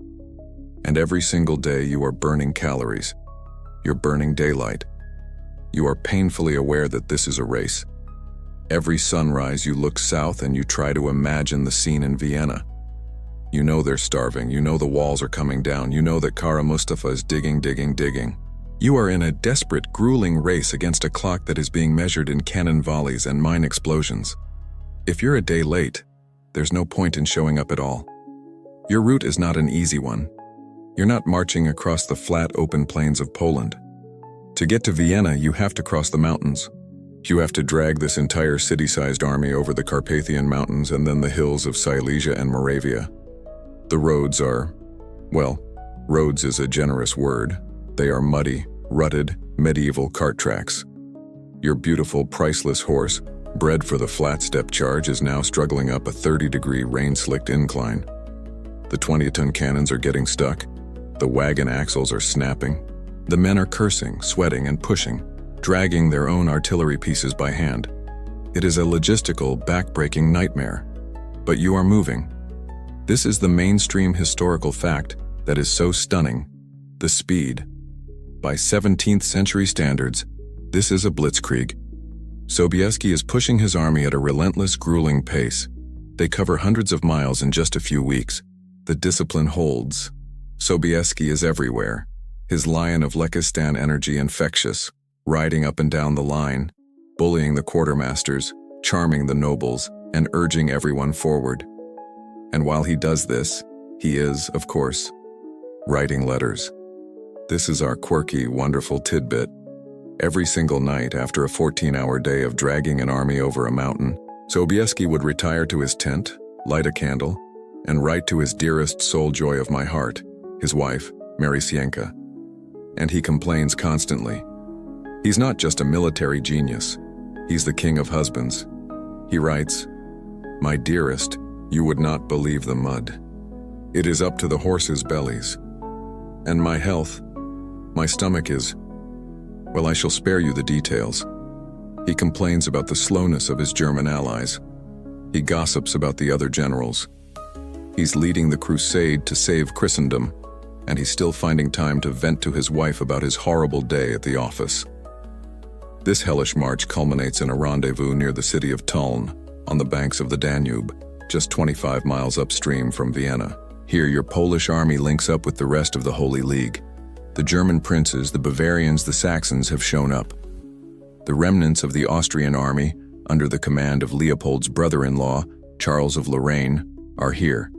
The combined Allied army is now a massive force, maybe 75,000 strong. And this leads to the great scholarly debate. Was Sobieski's brutal, fast mountain-crossing march a stroke of strategic genius, or a reckless, near-fatal gamble? Did he arrive just in time, surprising Kara Mustafa with his speed? Or did he arrive with his army, particularly his precious cavalry, so exhausted, so worn out, so lamed by the mountains that they were in no shape to fight? The German commanders looked at his mud-caked, exhausted horses and were concerned. Sobieski, in his letters, basically told them to mind their own business. You are now at a council of war. The commanders are all there, and there is only one man who can lead this. By royal rank, by sheer charisma, and by the fact that he brought the Hussars, the game-changing weapon everyone is counting on, King John III Sobieski is given supreme command of the Allied army. It's his plan. It's his show. And as you stand by your horse, you can hear it. For the first time, it's a low, constant rumble like distant thunder. It's the sound of the Ottoman cannons, the sound of Vienna still just barely clinging to life. That sound, that low, constant, gut-vibrating thump, thump, thump. It's the sound of the Ottoman cannons, and now that you're here at Tulln, on the north bank of the Danube, it's not a rumor anymore. It's real. It's the heartbeat of a dying city, just 25 miles away. And it's the drumbeat for the most high-stakes meeting of the 17th century. You are standing guard, wings on your back, sabla at your hip, outside the tent of the Council of War. You're not important enough to be inside, but you're close enough to feel the tension radiating through the canvas. Inside that tent is a collection of egos so massive, it's a miracle the Poles can support the weight. There's your king, John III Sobieski, the lion, all bluster, confidence, and magnificent mustache. There's Charles of Lorraine, the Austrian commander, a man whose brother-in-law, Emperor Leopold, ran away, leaving him to try and save his family's capital. He's competent, he's desperate, and he hates Kara Mustafa personally. And then there are the German princes, John George of Saxony, a notoriously hard-drinking, hard-fighting Lutheran who is deeply uncomfortable being on a holy Catholic crusade, and Maximilian Emanuel of Bavaria, young, ambitious, and fabulously wealthy. These men are not friends. They are rivals who, just a few months ago, were probably plotting against each other. And now Sobieski has been given supreme command. You can just imagine how well that went down with the Habsburg-allied Germans. We have to take orders from the Pole, the elected king. The tension is thick enough to cut with your sabla, but they have a bigger problem than their egos. You're on the wrong side of the Danube. Vienna is on the south bank, you are on the north, and the river is a wide, fast, massive barrier. This is the mainstream historical fact of the operation. The first terrifying hurdle wasn't the Ottoman army, it was the river. They had to move a 75,000-man army, infantry, 30,000 cavalry, and all their heavy artillery, across one of Europe's largest rivers, right under the enemy's nose. They spent 2 frantic days, mostly under the cover of night, building a massive pontoon bridge, lashing boats together, laying down planks, all while praying the Ottomans don't send their light cavalry to investigate the hammering. They get across. You lead your priceless horse over the swaying, groaning bridge, the dark water rushing just feet below you. You are now on the same side as the enemy, and you are immediately plunged into a forest, the Wienerwald, the Vienna woods. And this is the core of Sobieski's plan. Inside the tent, he unrolls the map. The Ottomans have done exactly what everyone expected. Their camp is a massive crescent, strangling Vienna from the east, south, and west. But to the northwest, right where you are the Kahlenberg Heights, a series of steep, densely wooded, almost pathless hills that loom directly over the Ottoman camp. And Kara Mustafa, in his infinite arrogance, has left them almost completely undefended. He thinks you're going to try a frontal assault from the flat ground to the east. He thinks these hills are impassable for an army. Sobieski's plan is, in its beautiful, brutal simplicity, this: We will do the impassable. He is going to march the entire 75,000-man army hussars and all through the forest up the hills, drag the cannons to the summit by hand, and then on one single signal, the entire army will charge down the slope and smash the Ottoman army like a hammer on an anvil. This is insane. This is our quirky tidbit. The other commanders are appalled. This isn't war. This isn't strategy. This is a bar fight. The Germans especially protest. We can't drag cannons up a 45-degree slope. There are no roads. And most pointedly, they look at your exhausted, mud-caked horse and say, "Your cavalry is in no condition to charge, let alone charge downhill." They want a slower, more methodical attack. Sobieski, in his letters to Marysienka, basically calls them a bunch of timid, hand-wringing cowards. He knows he has one advantage: speed. He has the element of surprise, and he has the hussars. And this is the great scholarly debate. Was Sobieski's Kahlenberg plan a stroke of pure intuitive genius, or a desperate, pig-headed, all-or-nothing gamble? Did he know for a fact the hills were undefended? He had some good intelligence. Spies had been slipping in and out of Vienna, most famously a man named Kolschitsky, who spoke Turkish and had walked right through the Ottoman camp in disguise, bringing back maps and the desperate plea from Starhemberg: "We have no more time." So, was it calculation, or was it just a warrior's gut instinct? Was he relying on intel, or was he just betting, as he always did, that the sheer terrifying audacity of his hussaria would be enough? The argument in the tent becomes moot, because from the south, the sound of the cannons is joined by a new sound, a massive rolling boom that shakes the ground. It's not a cannon, it's a mine, one of the big ones, a signal from the city. The Janissaries are launching an all-out assault on the final crumbling walls. They are out of time. The debate is over. Sobieski slams his gauntlet on the map. The plan is the plan. The Holy League will march up. They will spend all day tomorrow dragging themselves through the woods, a single 10-mile-long column of men, horses, and guns. They will emerge at the top, and the day after that, September 12th, they will save the city or die on the hillside. The order is given. You douse the campfire. You check your horse's saddle. You begin the march, in total darkness, into the woods. The night it wasn't a march. It was a vertical, 12-hour-long argument with gravity. You weren't riding your priceless horse. You were pulling it. You, your Puckstowie, and 100 other men were putting your shoulders to the mud-caked wheels of a cannon, dragging the Teuton bronze beast up a slope that felt more like a wall. The woods were so dense you couldn't see the sky. It was a black, sweating, cursing, and splintering hell. You'd lost all track of time. You'd lost all feeling in your hands. You are operating on a cold, hard knot of pure, spiteful adrenaline. And then, the trees just stop. You stumble out of the forest canopy and the world opens up. You've reached the summit of the Kahlenberg. It's not a peak. It's a long, high ridge. The air is cool, sharp, and clean. It's the dawn of September 12th, 1683, and you are, for the first time, seeing it. All of it. You are standing on a 1,500-foot-high balcony, and the entire war is laid out at your feet like a map. You suck in a breath, and you immediately regret it. The cool air is tainted. It's a wall of smell, rolling up the hill. It's the smell of 2 months of siege. It's indescribable. It's the thick, coppery smell of old blood, the gut-churning stench of dysentery, the sour smell of 100,000 unwashed bodies, the smoke of thousands of campfires, and the unmistakable, sweet, rotting odor of the unburied dead.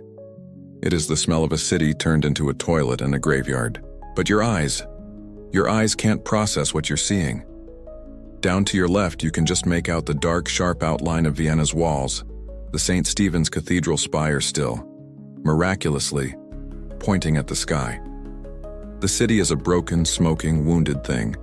You can see the massive Fresshearth breaches in its bastions. And between you and the city is the camp. Camp is not the right word, it's a city. It's an ocean of canvas. Tens of thousands of tents, white, black, red, and green, sprawled across the entire plain. It covers miles. You can see the great, luxurious reed and gold silk pavilions of the senior commanders.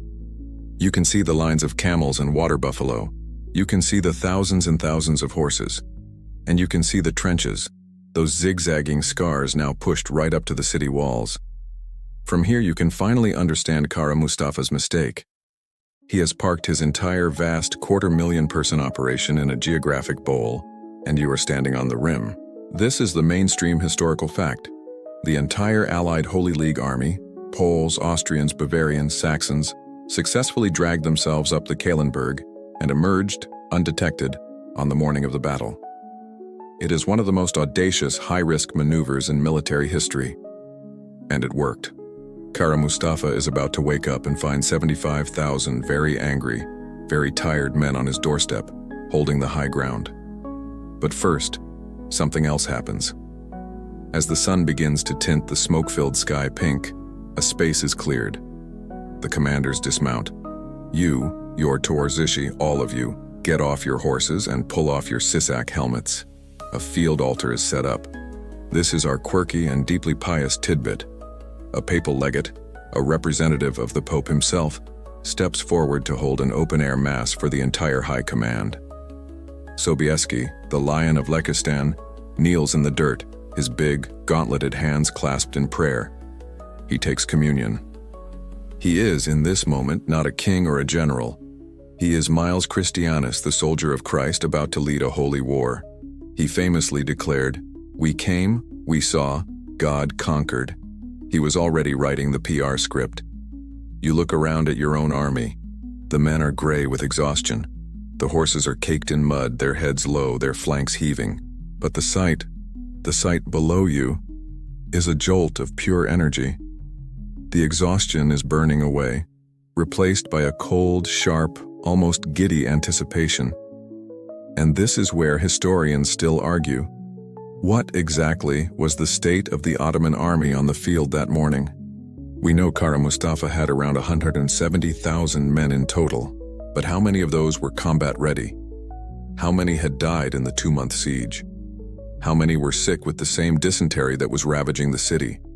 And most critically, how many were still deployed facing the city, manning the trenches, preparing for the final assault? And how many were available to turn around and fight you? Kara Mustafa had to fight a war on 2 fronts, one against the city he was trying to kill, and one against the army that had just appeared on the hill behind him. His numbers were vast, but they were also divided and facing the wrong way. The mass ends. The priest gives the final blessing. Sobieski stands up. He puts his helmet on. He swings his leg over his exhausted but ready horse. You do the same. The order is given to fire the signal cannons, a puff of smoke, a boom that echoes across the valley. It's a signal to the city. We are here. Hold on. And it's a signal to Kara Mustafa. We are here, you messed up. The largest cavalry charge in history is still hours away. First, a long, bloody 10-hour slog has to happen. The battle for Vienna has begun. That signal cannon's boom is the loudest alarm clock in history. It rolls down the Kahlenberg, an 80-pound iron ball of sound, and it smashes right into the luxurious silk-walled tent of Grand Vizier Kara Mustafa Pasha. You can just picture the scene. He's probably just woken up. He's sipping his extremely expensive coffee, imported from Yemen, perhaps planning which of Leopold's palaces he's going to move into. He's listening to the satisfying sounds of his janissaries launching their final glorious assault on the last crumbling remnants of the Lobel bastion. Today is the day. Today, he plucks the golden apple. And then, boom, from the wrong direction. He spills his coffee. He storms out of his tent, his silk robes flapping, looks up at the Kahlenberg heights, the hills he was told to secure, the hills he ignored, and sees you. He sees 75,000 men. He sees the sun glittering off the wings of 3,000 hussars. He sees the muzzles of 50 heavy cannons being wheeled into place, all of them pointing down at his head. This is the 17th century equivalent of realizing you've left your front door, your back door, and all your windows wide open, and your entire, very angry neighborhood is now standing on your front lawn. It is a catastrophic, epic, career-ending blunder.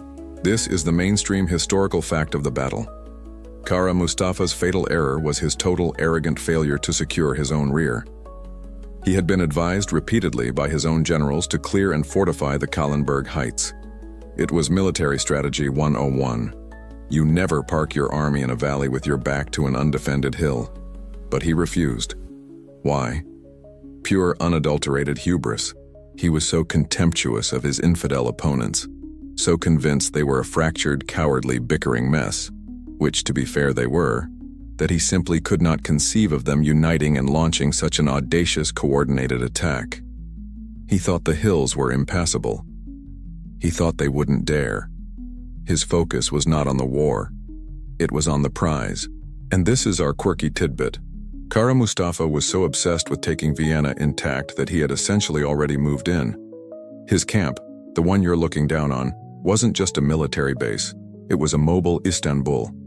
He'd brought his harem, his exotic animals, his personal chefs, and, according to some accounts, even his own portable bathhouses and gardens. He was so busy picking out new wallpaper for the Hofburg Palace that he forgot to check his mini-map. He had completely, totally misjudged the situation. And now, he has to pay for it. His entire army is facing the wrong way. The Janissaries, his elite shock troops, are not in reserve. They are exhausted, their blood is up, and they are currently at the bottom of a ditch trying to climb into Vienna. His artillery is all pointing at the city. His command structure is a mess. He has to, in an instant, stop the assault on the city, pull all those men out of the trenches, get them to turn 180 degrees, run them across a mile of open ground, and then get them to form a cohesive battle line and charge uphill against a fresh, furious, and descending army. It's like trying to get an entire company to pivot during a fire drill, while the building is also collapsing. Historians still argue whether Kara Mustafa's failure was a simple tactical blunder, a catastrophic failure of intelligence, or a symptom of a deeply poisoned command structure. The truth is, he wasn't just arrogant, he was hated. His number two, the Khan of Crimea, Murad Girey, was supposed to be his eyes and ears, his mobile cavalry force. But the Khan despised Kara Mustafa. He'd been treated with contempt. And so, when reports came in of an army in the woods, the Khan just didn't really tell anyone. He went on a nice little raid, captured some supplies, and basically let his boss walk right into the trap. Was he bribed by the Poles? Was he just being insubordinate? Or was he simply letting the Grand Vizier's own arrogance be his executioner? We'll never know for sure. From your perch on the Kahlenberg, you can see the panic. It's an anthill that's just been kicked over. You see the Ottoman agas and pashas on their beautiful Arabian horses, galloping madly through the sea of tents, screaming orders. You can see the green and red banners of the Janissary ordas trying to pull back from the city walls. You see men grabbing muskets, forming messy, confused lines. They've been caught. They're in a trap. And you, 75,000 strong, are the hammer. The city of Vienna is the anvil. And the entire Ottoman army is stuck fatally in between. The Grand Vizier has made his bed, and now you are about to make him lie in it. The all-day battle is about to begin. You see the anthill that's been kicked over. You see the panic. And now the order is given. Not for the charge, not yet. You've been on your horse for hours waiting. This is the other part of the battle. The part that no one puts in the glorious paintings. The bloody 10-hour introductory slog. This is the mainstream historical fact of the Battle of Vienna. It wasn't one big cavalry charge. It was a massive all-day combined arms pincer movement. The Holy League's plan is a three-pronged attack. On the far left, the Imperial Austrian troops under Charles of Lorraine. In the center, the German princes, the Bavarians and Saxons. Their job is to advance first. They are the anvil. They have to do the dirty work, clear the hills, secure the flanks, and fix the main body of the Ottoman army in a grinding infantry fight. And you're on the right flank. You're a hussar. You and the entire Polish contingent are Sobieski's hammer, and he is holding you back. He is holding you on the high ground, letting the Germans and Austrians do the hard yards. So for now, you just wait, you watch. And what you're watching is not a glorious battle. It's a meat grinder. The Kahlenberg doesn't just slope smoothly down into the Ottoman camp. The foothills are a mess. It's a tangle of small terraced vineyards, stone farmhouses, deep gullies, and walled gardens. It's the 17th century equivalent of fighting your way through a suburban neighborhood, block by block. house by house. And the Ottomans, despite the shock, are not just rolling over. The Janissaries, the Sipahis, they are professional soldiers. They are furious. They've been pulled back from the brink of total victory at the city walls, and now they are using every single stone wall, every winepress house, every ditch as a defensive line. The battle begins. The Allied cannons you dragged up the hill open fire, a deafening boom that echoes across the valley, throwing smoke and confusion into the Ottoman lines. Then, the infantry advances. Thousands of them. You watch the imperial lines, in their blue and white coats, disappear into the woods and vineyards below. And then the sound changes. It's not the thump of cannons anymore. It's the constant rolling, crackling pop, pop, pop, pop, pop of thousands of muskets. It sounds like the world's largest bowl of popcorn, a deafening, continuous roar of small arms fire. This is the Vineyard War. This is our quirky tidbit. This phase of the battle wasn't a grand, sweeping engagement. It was 1,000 tiny, brutal skirmishes. It's a squad of Saxons kicking in the door of a farmhouse and finding it full of Janissaries. It's a line of Bavarians trying to climb a stone vineyard wall while men on the other side poke at them with spears and fire muskets at point-blank range. It's bayonet work. It's clubbed muskets. It's a slow, grueling, inch-by-inch push. It's not the glorious war you were promised. It's like trying to move a very large, very angry, and very heavily armed sofa down a narrow, winding staircase. From your vantage point, you can see the Allied lines advance, stop, and sometimes even fall back, as a fresh wave of Ottomans countercharges screaming. The smoke is so thick now that you can barely see the city of Vienna anymore. You can just see the small, colorful regimental banners as they lurch forward, stop, and lurch forward again. This goes on for hours, all morning, through midday, into the afternoon. And this is where historians still argue about the true effectiveness of the Ottoman defense in this phase. Were they fighting a calculated, phased withdrawal, trying to lure the Allies down into a kill zone on the plain? Or was this just a chaotic, disorganized, and totally leaderless free-for-all, with individual agas and pashas just throwing their men into the fight with no grand strategy? Kara Mustafa, it seems, is still in his camp, totally failing to coordinate a defense. He's letting his army be defeated in 1,000 small pieces. Sometime around 3 p.m., something changes. The pop-pop-pop of the muskets is moving. It's pushing out of the vineyards. The Allied infantry, after 8 hours of brutal fighting, has done it. They've cleared the foothills. You can see them emerging, line by line, onto the flat plain that separates the base of the hills from the main Ottoman camp. They are exhausted, they are bleeding, they are low on ammunition. But they have cleared the runway, and they've done their job in another way. The German troops in the center have pushed so hard they've captured the villages of Grinzing and Heiligenstadt. The Saxons, in particular, were famously enthusiastic, having liberated several large casks of wine from the vineyard cellars. Nothing like a bit of liquid courage before storming a trench. They've secured the flanks. The Ottoman line is now a stretched, sagging, exhausted mess. They've been fighting uphill all day, and now they're being pushed back onto their own tent pegs. They are looking at the victorious, if tired, Allied infantry to their front.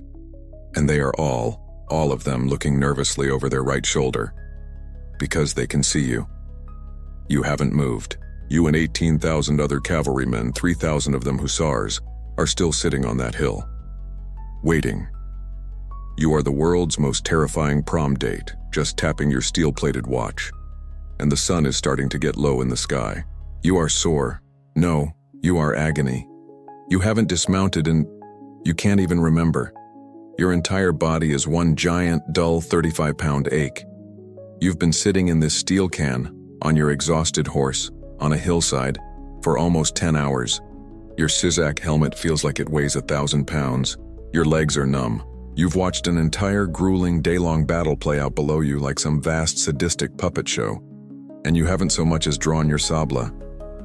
This is the unglamorous part of being the hammer. The hammer, it turns out, just has to wait until the anvil is perfectly in place. And the anvil is still being moved. The fighting has spilled out of the vineyards. It's now a roiling, desperate, open-field brawl on the plain right in front of the main Ottoman camp.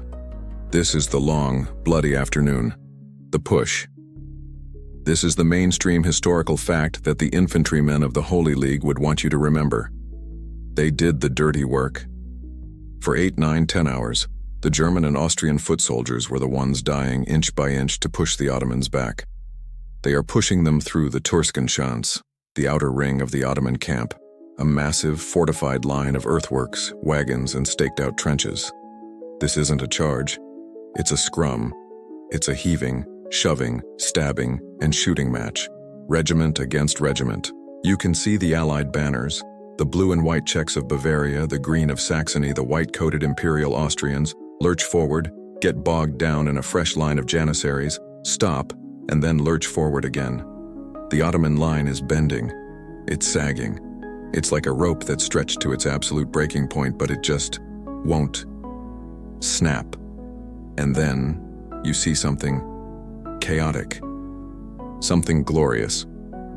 Over on the center left, the Saxon contingent, well, they're having a moment. This is our quirky and slightly drunken tidbit. The Saxons, led by their hard-drinking elector John George III, had liberated a significant quantity of wine during their earlier push through the vineyards, and now spirited, let's say, they get stalled by a particularly nasty Ottoman artillery battery that's been tearing holes in their flank. Their elector, apparently tired of waiting for a coordinated order, just points, and the Saxons, full of wine, God, and poor impulse control, just go. It's not a disciplined advance, it's a brawl. They let out a huge Lutheran roar and storm the guns, completely overrunning the position in a mad, glorious, and probably very stupid rush. But it works. They've punched a hole, a big, ragged, wine-fueled hole, right in the Ottoman center. This is the opening. The Bavarians next to them see it and push forward to exploit the gap. The Austrians on the far left are grinding their way toward the main glorious red and gold tent of the Grand Vizier himself. The entire Ottoman army isn't retreating anymore. It's collapsing. It's folding in on itself.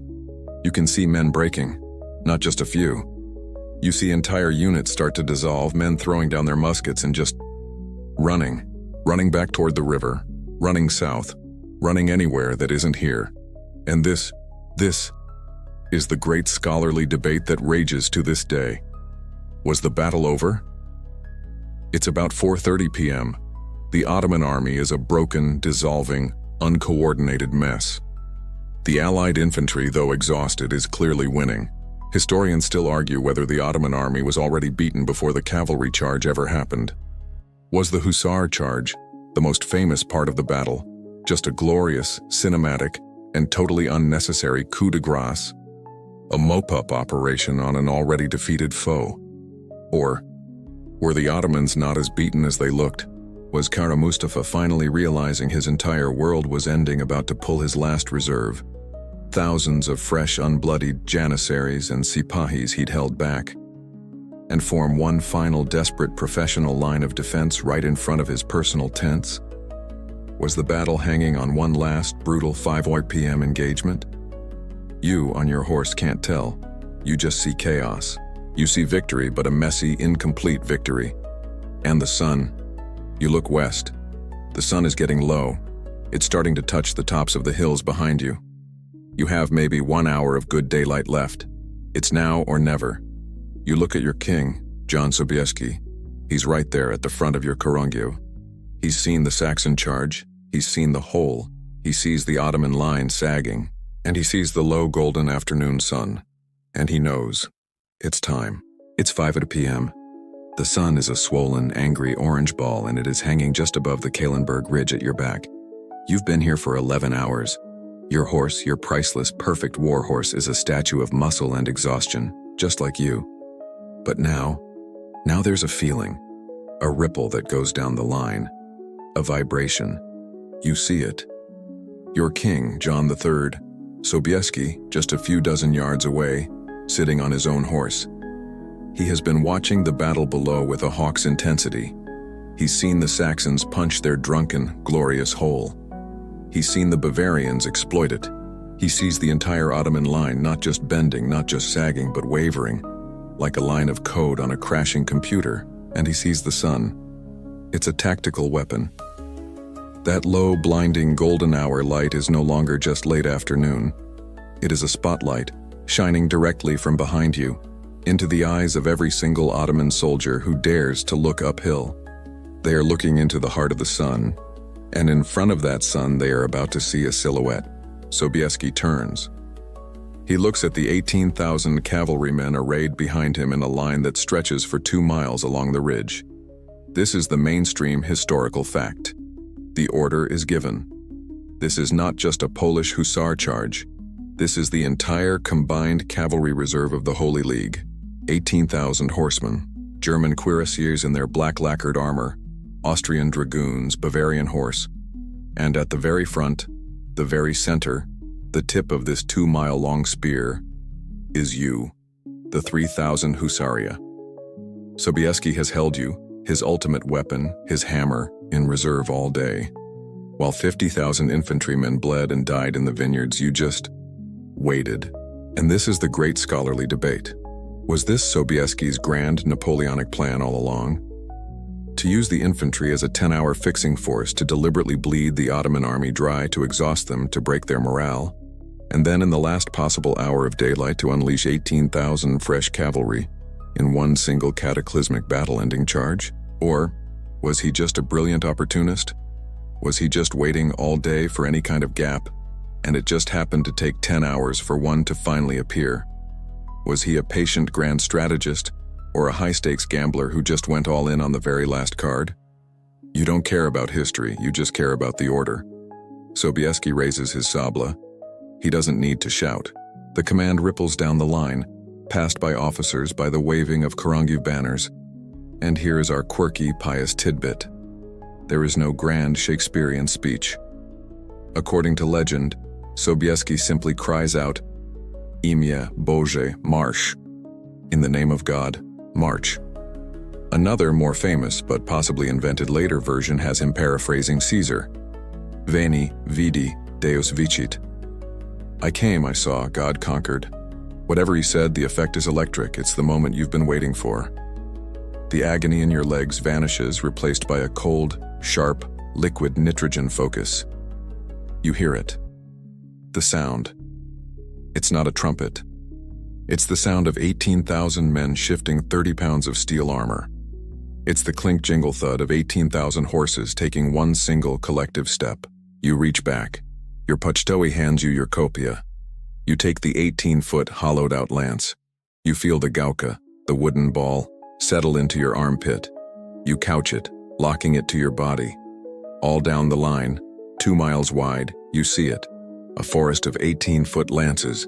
Their long Proporzek pennants fluttering red and white suddenly drops from the vertical to the horizontal.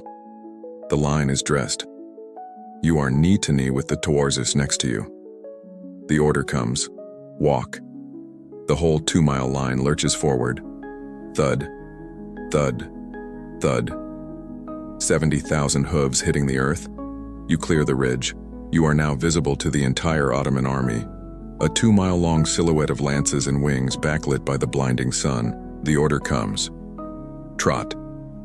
The thud-thud-thud becomes a thump-a-thump-a-thump. The momentum is building. The hill is steep. You are leaning back in your saddle, holding your horse, restraining it. The horse wants to run. The ground is shaking. And it's about to get worse. The order to trot has been given. The thump-a-thump-a-thump is the sound of 70,000 hooves hitting the earth in a ragged, accelerating rhythm. You are leaning back in your saddle, your 18-foot kopia still pointed at the sky. But the point of no return has been passed. The hill is steep. The momentum is building. Your horse is no longer trotting. It's pulling. It wants to run. The 2-mile-wide line of steel and horseflesh is rolling, picking up speed like the world's most terrifying avalanche.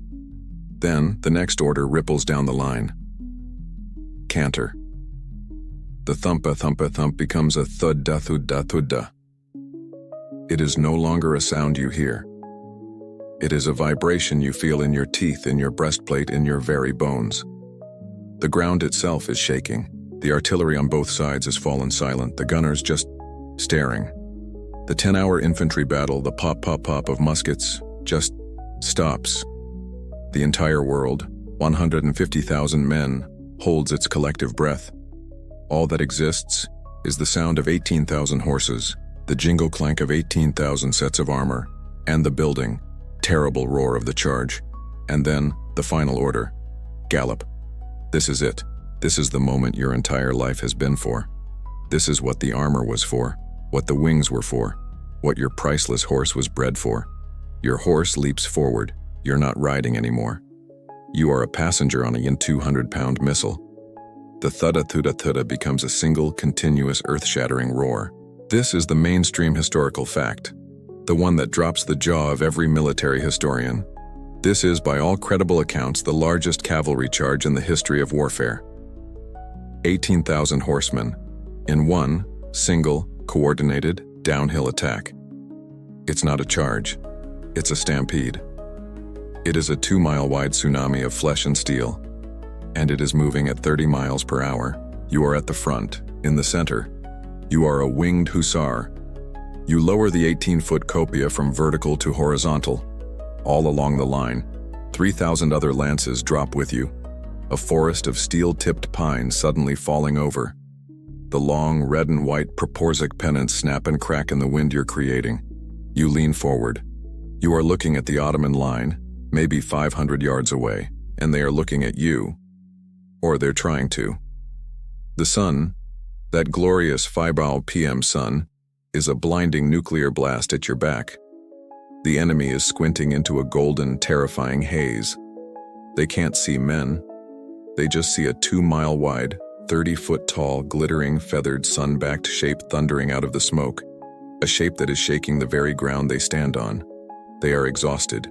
They have been fighting for 10 hours. They're low on ammunition, and now this, and then you scream.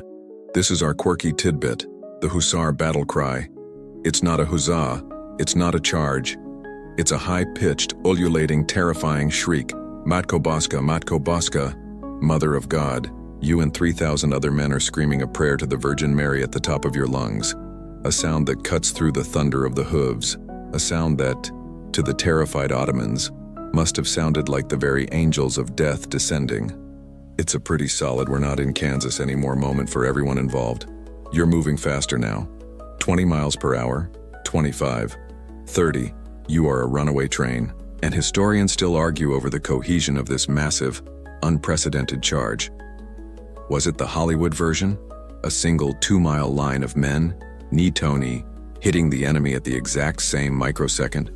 Or was it, as is far more likely, a more staggered, rolling avalanche? The hussars, on their superior step-bred horses, are in the lead. The heavier German cuirassiers, their black-armored horses built more for power than speed, are just seconds behind. The ground isn't a polo field. It's a battlefield. It's littered with abandoned cannons, dead bodies, the wreckage of tents, and the half-dug trenches of the camp.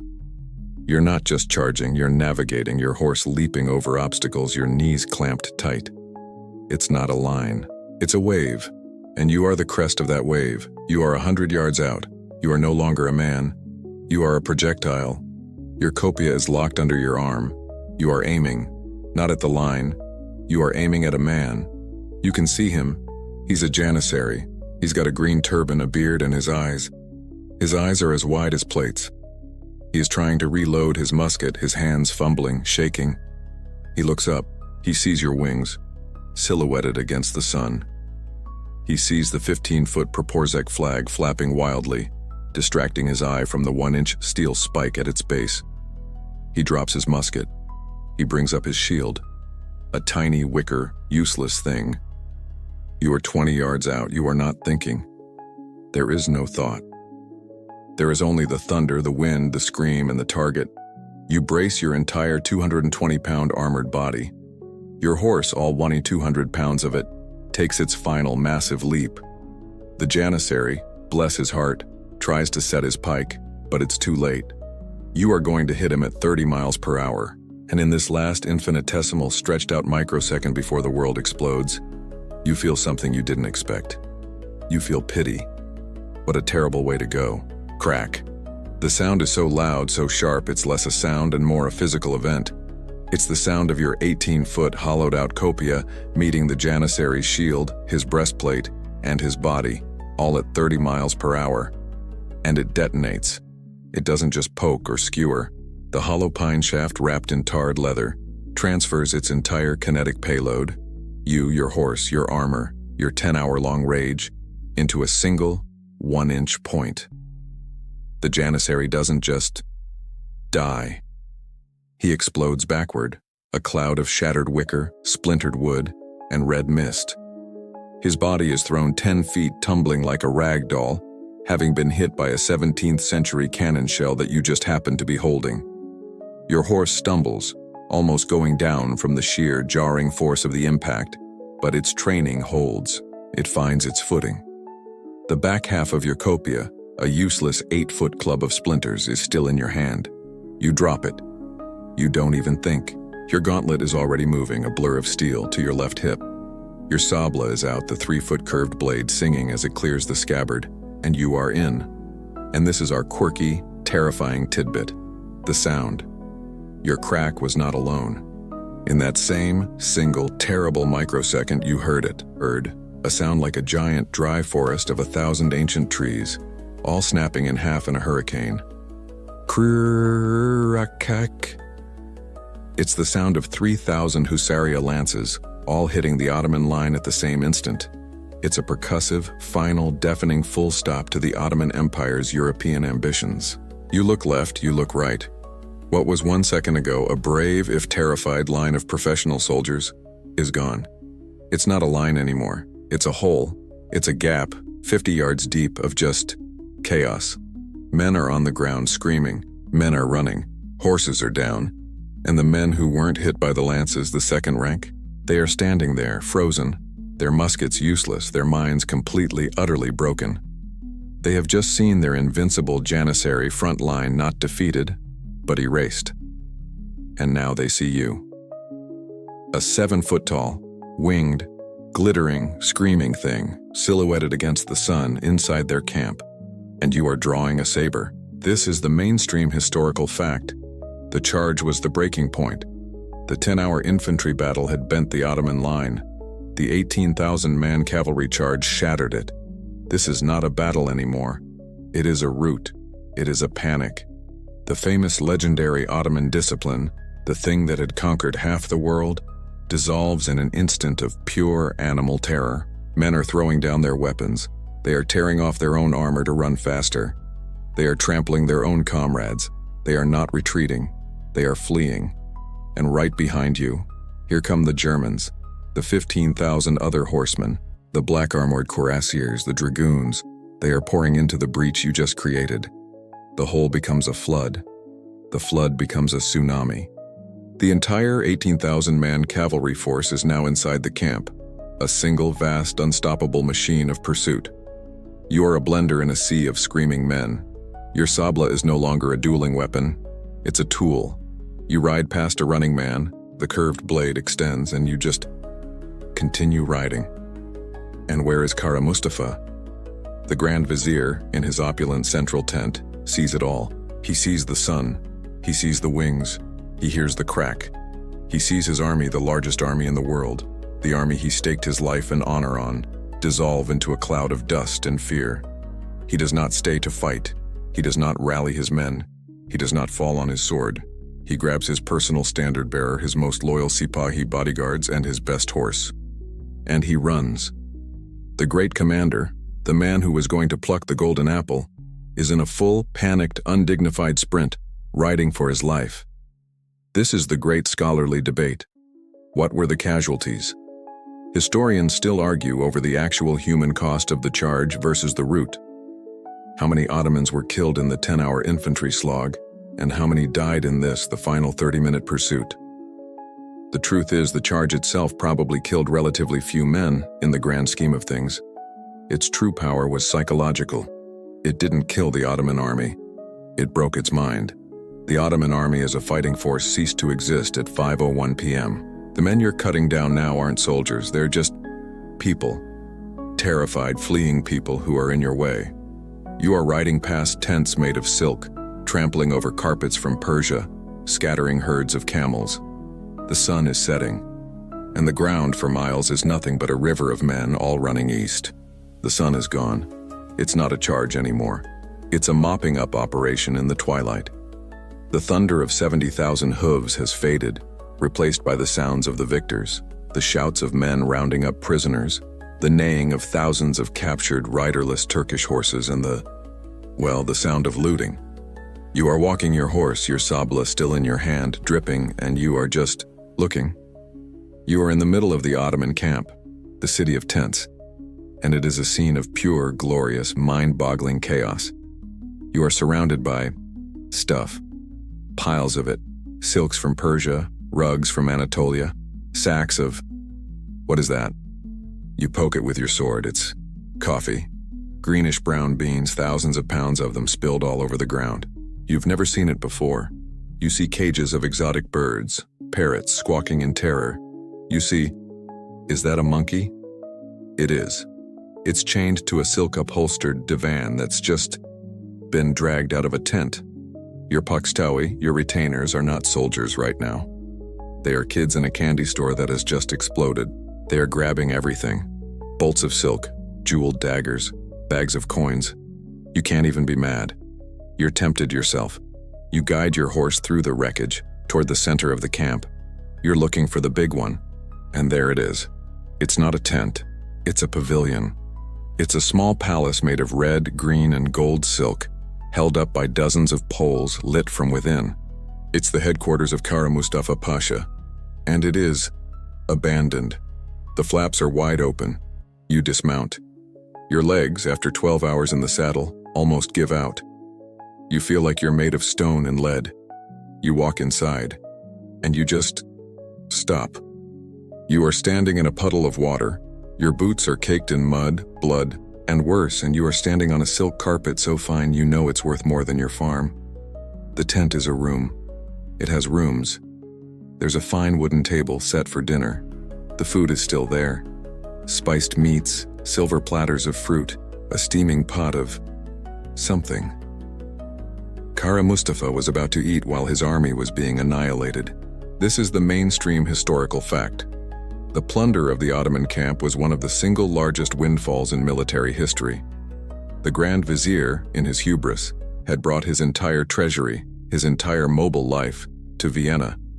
And he left it all.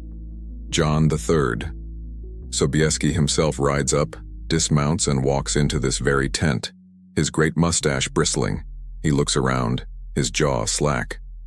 He sees the luxury. He sees the bathhouse tent next door. He sees the portable garden. And he sees the Grand Vizier's personal writing desk. This is our quirky and frankly hilarious tidbit. Sobieski, the ultimate husband, sits down at his mortal enemy's desk, pulls out Kara Mustafa's own fancy stationery, dips a quill in his ink, and writes a letter to his wife. This is the famous letter. My dearest sole joy of my heart, Marysienka. You cannot imagine what we have found.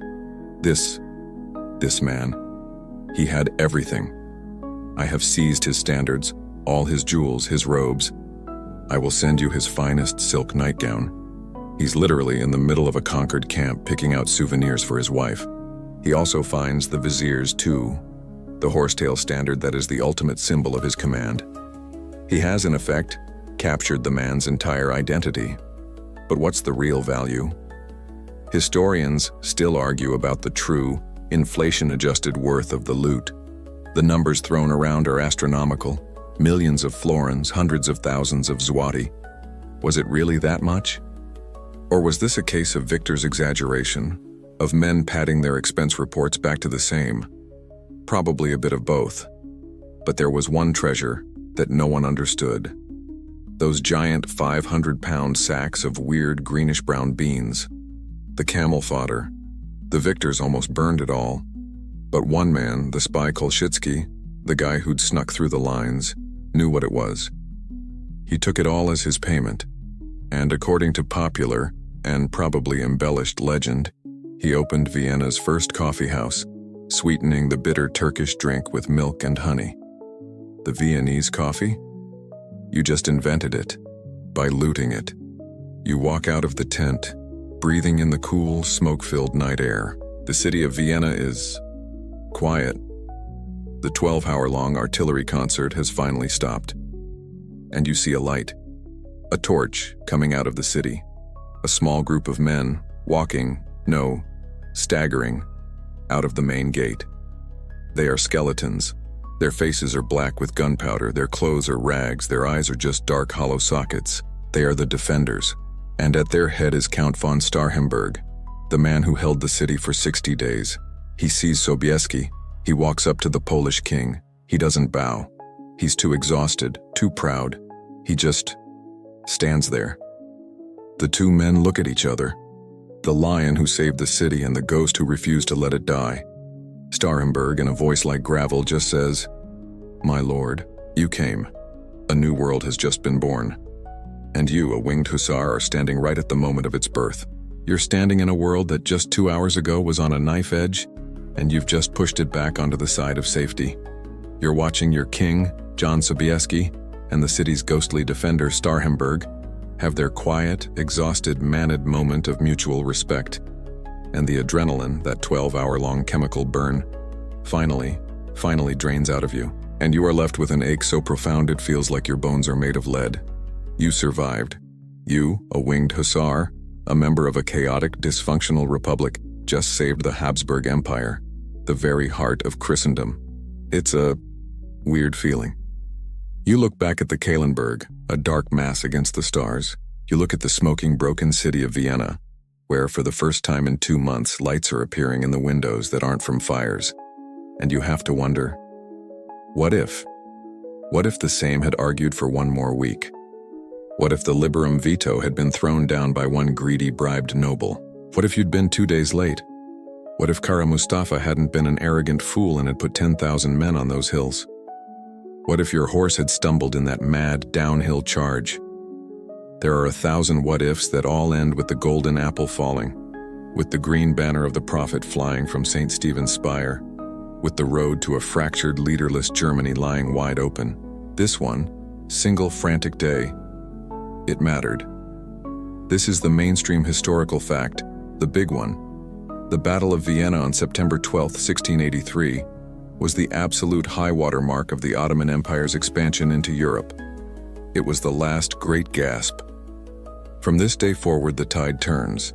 The Ottomans, for the first time in 300 years, are put permanently on the defensive. This battle kicks off the Great Turkish War, a 16-year-long conflict that will see the Holy League, for as long as they can stand each other, systematically push the Ottomans back, liberating all of Hungary, parts of Greece, and forever ending the Turkish menace that had haunted the dreams of Europe for centuries. You, on your exhausted horse, just began the long, slow, 200-year decline of an entire empire. And what about you, the Hussaria? This was your moment. This was your apex. This was the most glorious, most famous, and most important day in your 200-year history. It is quite simply the last and greatest triumph of the Winged Hussars. But it's just that, a last triumph. Because the world is changing and you, in your glittering, magnificent armor, are already a fossil. In the coming decades, warfare will be dominated not by the lance, but by the flintlock musket, the bayonet, and the mobile field cannon firing canister shot. Your polished breastplate? The one that could stop a pistol ball? It's just a shiny, perfect target for a line of well-drilled infantry. Your copia? It's a 20-foot stick in a world of rapid-fire lead. You are beautiful. You are magnificent. And as of tonight, you are obsolete. And what of the glorious Holy League? The friendship forged in the fires of battle? This is our quirky and deeply petty tidbit. The alliance lasts about 5 minutes. When Emperor Leopold I, the guy who fled, finally gets up the nerve to ride back into his saved city, he arranges to meet Sobieski. It is the most awkward, passive-aggressive thank you in human history. They meet on horseback. They don't dismount. They don't embrace. Leopold, the snobbish Habsburg, is reportedly cold.